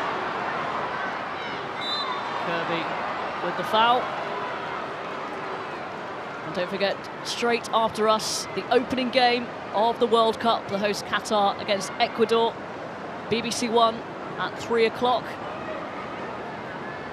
Tomorrow afternoon, England begin their campaign against Iran on BBC One. Build-up starts at midday. And tonight, the Women's Football Show with all the action from the WSL over across this weekend, 11:30 on BBC One.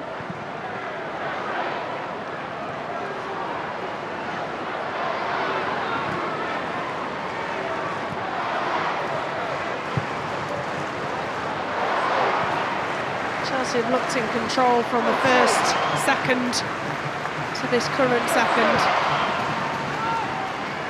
They've showed their dominance. It's almost a hierarchy, isn't it?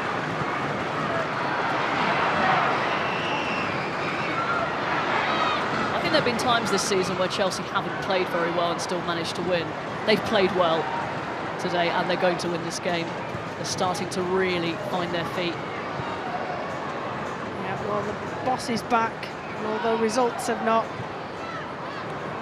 shown to have missed it, then we wanted a polished performance today for her.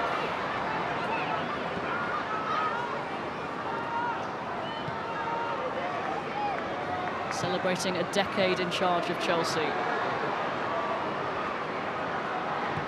Emma Hayes this season. Be expecting to add more silverware to an already fairly full cabinet. Here's Lauren James. Space opening up for her. Just past the post. What a brilliant goal that would have been. The touch when the ball was absolutely rifled into her on her chest, just looks so comfortable. Nods it down. I think he gets a touch off of Ashley Neville. Yeah. Excellent defending from Ashley Neville, just sees the ball wide. Beautiful bit of controlled play by Lauren James.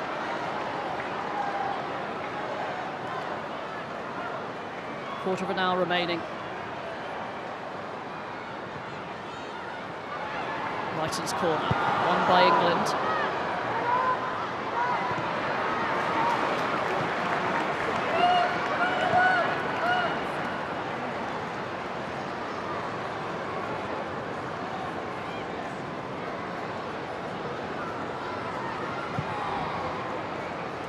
Substitutes Anik now, Svitkova getting cold. A rare error. Here's Ayan. Those are the sort of efforts that Chelsea have faced today. Yeah, I'd argue that Ayan had the freshness, the legs, and also the space to be able to get closer, give herself a better chance. Guru Wrighton's been excellent today. Got the Chelsea's third goal penalty. Foul on Lauren James. But Guru Wrighton stepped up, dispatched that excellently well. So all three goal scorers off.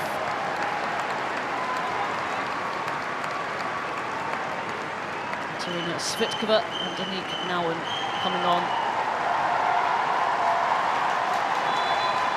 Buchanan just getting a standing ovation as well from the fans behind the goal as she makes her way around.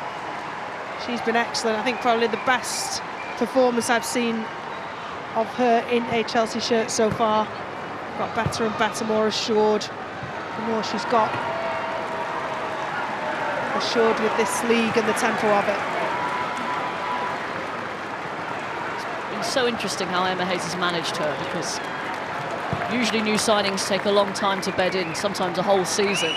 But even though she's not looked at her best for much of this campaign, she's kept the faith. Clearly it's worked out, and that's how Emma Hayes felt that she best managed her. Kept starting her, you're right, because she had an error in her, didn't she, on a few occasions early on.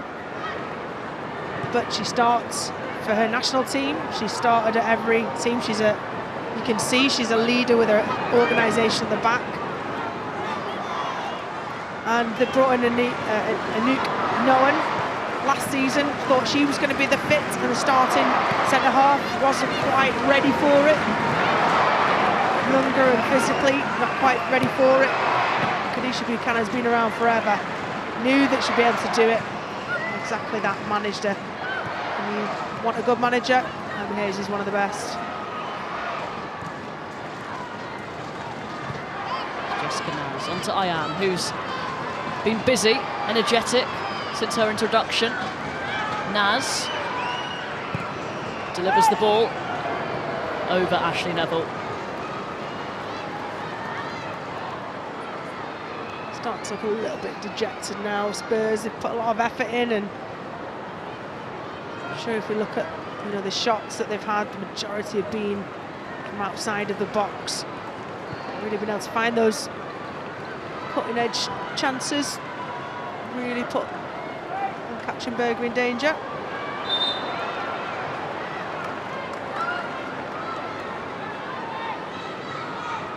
Foul. There's a few on Carter. Takes a lot to stop her progressing up the field. A former rugby player growing up, she was, and she's said many a time made a debut in WSL before it was a WSL, I think, possibly, but certainly as a 16-year-old. England. Perisset. They're there to intercept, but Chelsea win it back with Fleming. Perisset.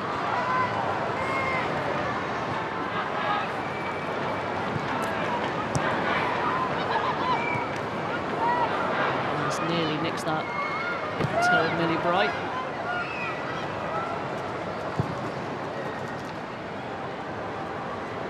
Tenth meeting between these two, and still nothing to show for it from a Tottenham Hotspur point of view. It's going to be a 10th consecutive win in all competitions.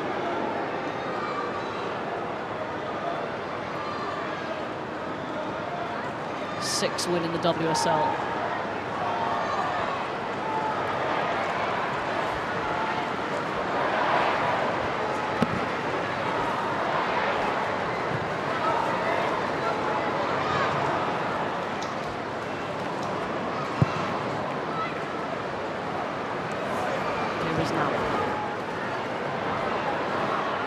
International.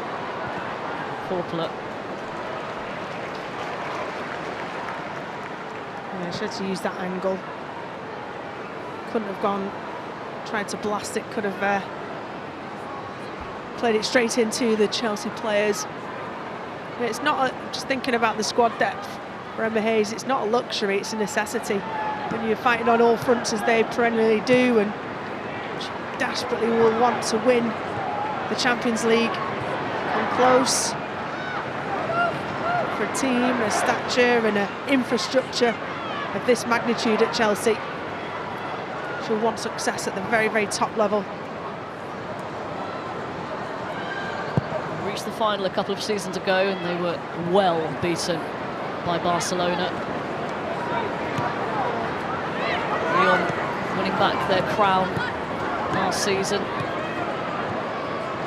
Very impressive looking teams in European competition, and the fact that it's now got a group stage, more fixtures, which is what they were calling for. But yes, as you say, necessitates a bigger squad. It's part of their shortcomings, wasn't it, in that final, was squad selection, not having everyone available. Ayan for Tottenham manages to deliver the cross. Chelsea managed to get it away. Here's Lauren James. Crowd always rises anticipation when James has the ball at her feet. Fleming. And the offside flag is up against Svitkova.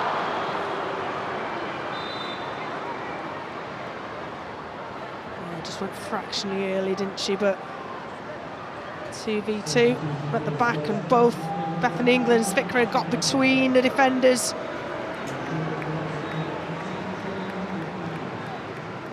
Chioma Bogu coming on for Tottenham for Ashley Neville on a yellow card, and so important to this team, so not too surprising. Missed 9 months of football for doping. It's been a very tricky time for her. Still working her way back to full match fitness. Here she is, though. He's won a corner. She's got great feet, Chi, as she likes to be called. And that makes it easier for us as well. But I was on the fringes of the England team, the senior team, and I think it's overall her overall effectiveness. But it's great to see her back on the pitch. And she claims it was an innocuous, an oversight from a doping point of view.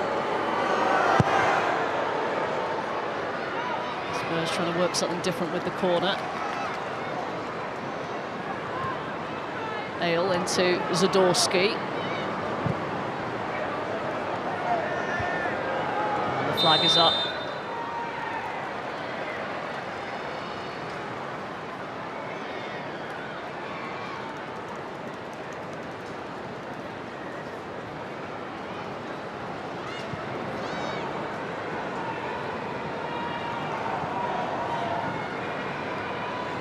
All the goals scored in the first half, and that's an error. Ayan, Bogu. Numbers in the middle here. Spence, best opportunity, and she's put it well over the bar. Wow, what a chance for Spurs, and they carved it open brilliantly. I feel like that could be the first opportunity from inside the box that Spurs have had, certainly inside the 6-yard box. And Bogu gets all the time in the world to pick out a player. No one closing it down. Emma Hayes will have been incensed if that had gone in, how open they were. Drew Spence just gets underneath it, sails it over the bar.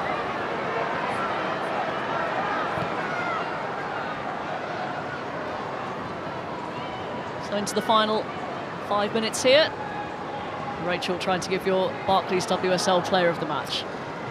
Well, a couple of players have been excellent. Erin Cuthbert and Guru Wrighton in the first half, but I'm going to go with Lauren James. I think she was that spark of magic.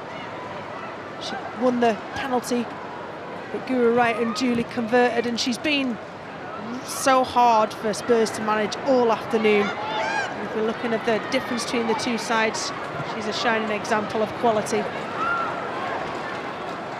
Her start continues to rise. Lauren James for Chelsea and for England. Continues to make things look very easy. It's infuriating. But that's years and millions of hours of practice, and combine that with natural talent. A really fantastic work ethic. And she's got herself physically. It's a credit to Chelsea and Emma Hayes, as well as herself, obviously.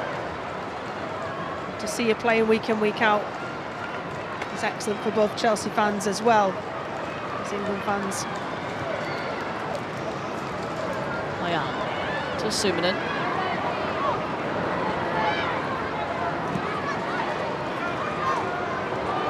Naz, Ayan. Good link up. Turner just about gets there, ahead of the retreating Svitkova, but again, getting to good positions, and the final quality, the ball just isn't quite there for Tottenham.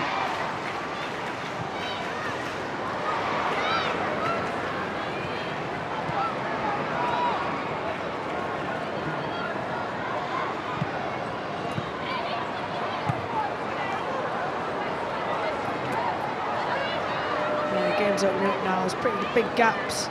Chelsea playing very, very deep out of the back, and that just allows the spaces to be even more open. And with their precision passing, they're able to get the ball up the pitch.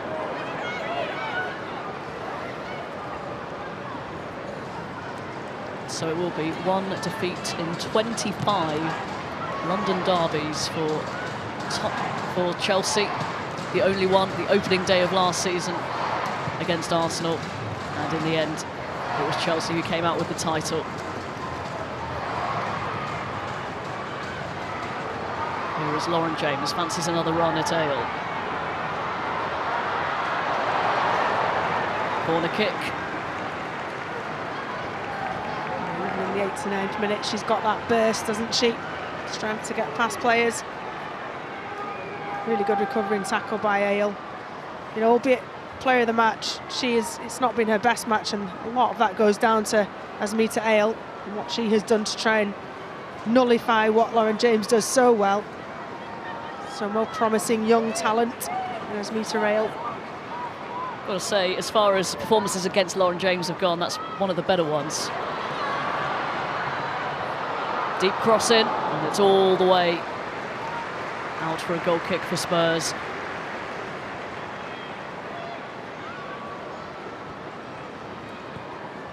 Yeah, Spurs respond well, other than diving in. Ayan there does well 2v2, that's what you want. You don't want to be outnumbered, so reacts exceptionally well. But Emma Hayes overall will be pretty happy with how they've seen out this second half, the changes that she's been able to make. Looking like every player will come off unscathed. And she'll be desperate to hang on to that clean sheet as well. Yeah, as mentioned, not so easy to come by this season. Won the league by a single point last season above Arsenal. Got Manchester United level on points with Chelsea and Arsenal, and as we keep saying, it could well come down to goal difference, so every goal scored and conceded could play a significant part.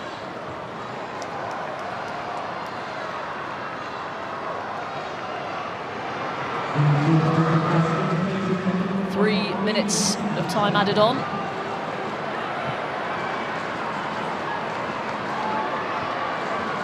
There's been some great football today for this bumper crowd inside Stamford Bridge. Good technical football. Good understanding from the team, tricks and flicks. And Chelsea finish with a flourish. Fleming invites James forward. Two on her.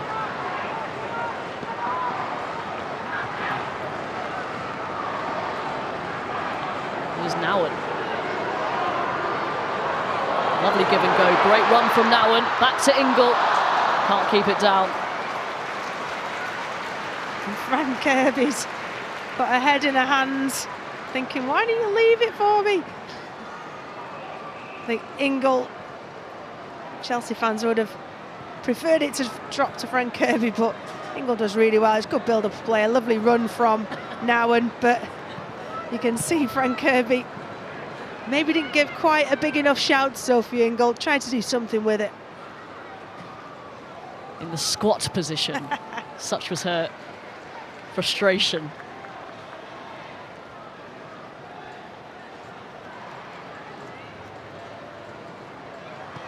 As they finally managed to make it to Stamford Bridge. It was scheduled for the game against Arsenal, but it's postponed. So here we are in our coats, ready for a Winter World Cup in Qatar, which commences right after this one on BBC One. Oh, you enjoy yourself out there in the 30-degree weather, as we're all togged up in our said winter coats. I do not cope well in the warm weather, so if I don't return, send help.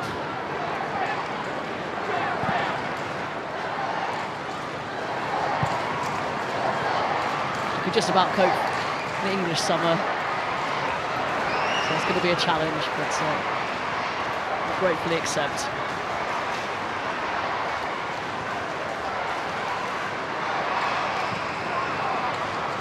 Sure, in your tent with your fan, you'll be fine.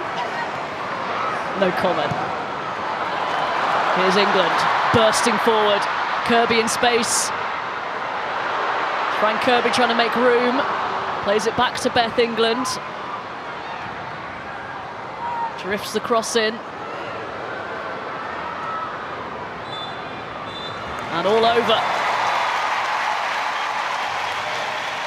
A crucial win for Chelsea and the perfect result and performance for Emma Hayes' return to the touchline.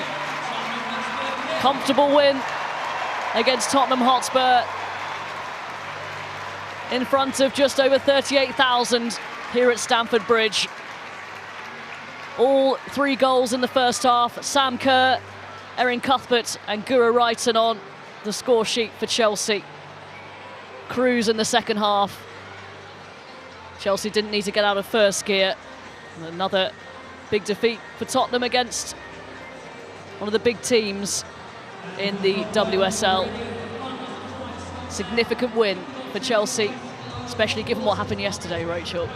Absolutely, and it's exactly what Emma Hayes would have wanted. A convincing win, game almost done and dusted at half-time, challenging them with managing that second half, being able to take some of her players off to save their legs, avoid injury ahead of Champions League next week.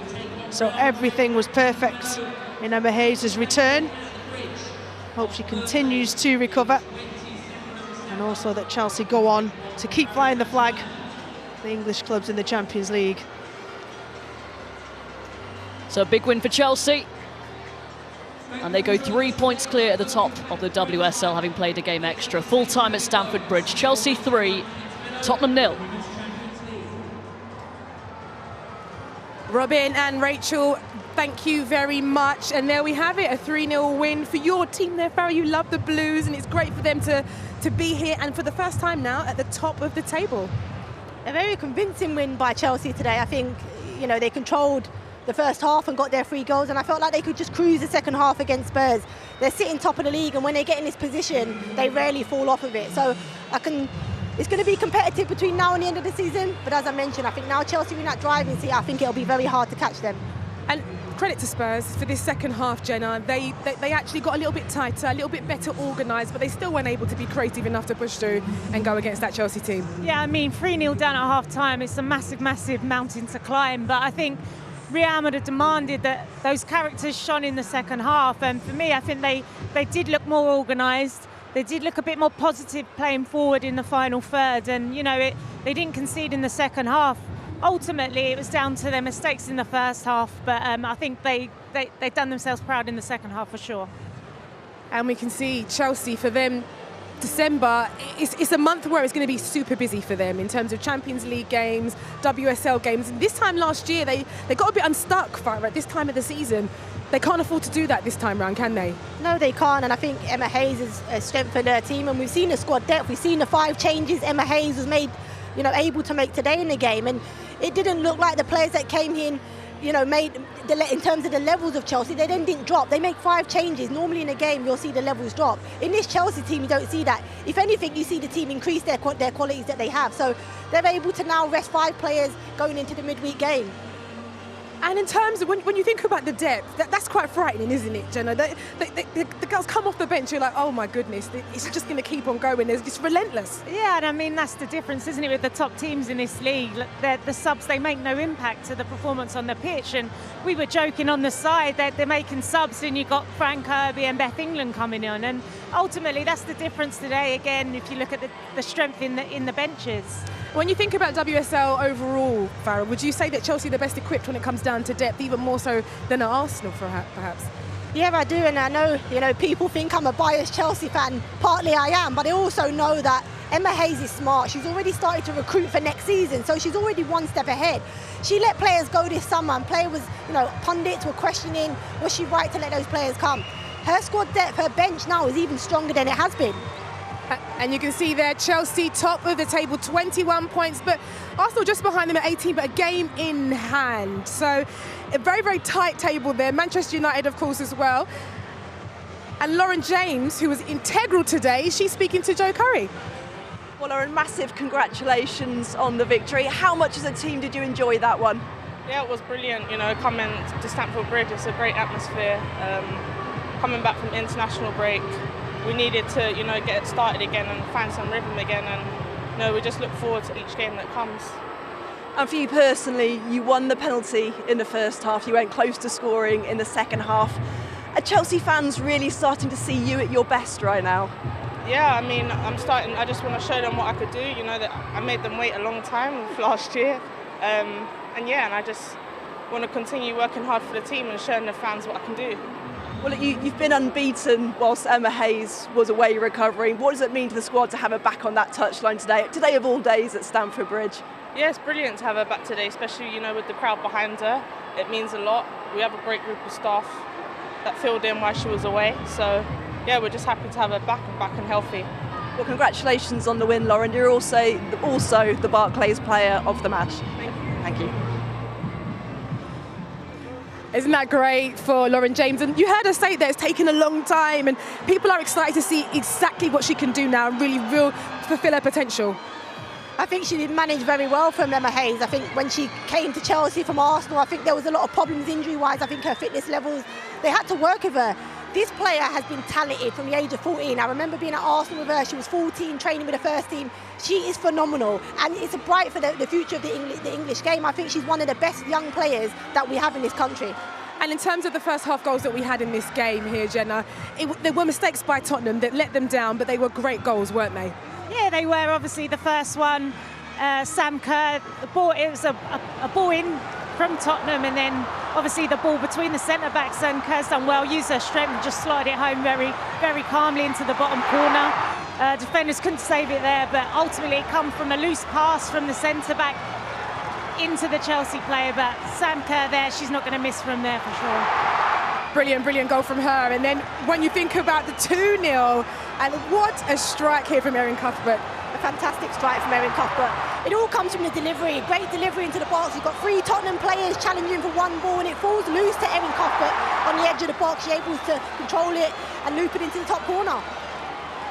And when you think about the final goal, the third penalty, and a mistake there by Ashley Neville, someone who's been quite highly rated this season, she's going to be so gutted with that, isn't she? Yeah, she'll beat herself up about that. I mean, it's credit to Lauren James. That's what she does best. She gets herself out of tight situations and she makes problems for defenders. And there we see Ashley Neville, who's been on form.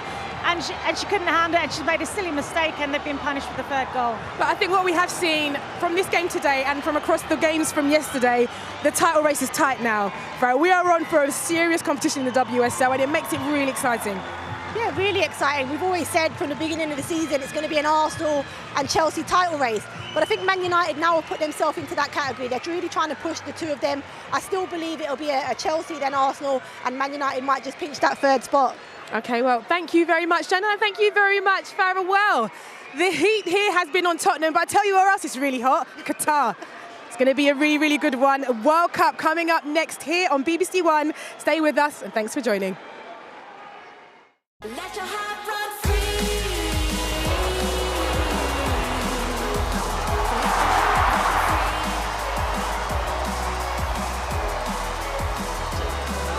Brighton sends Corker the wrong way.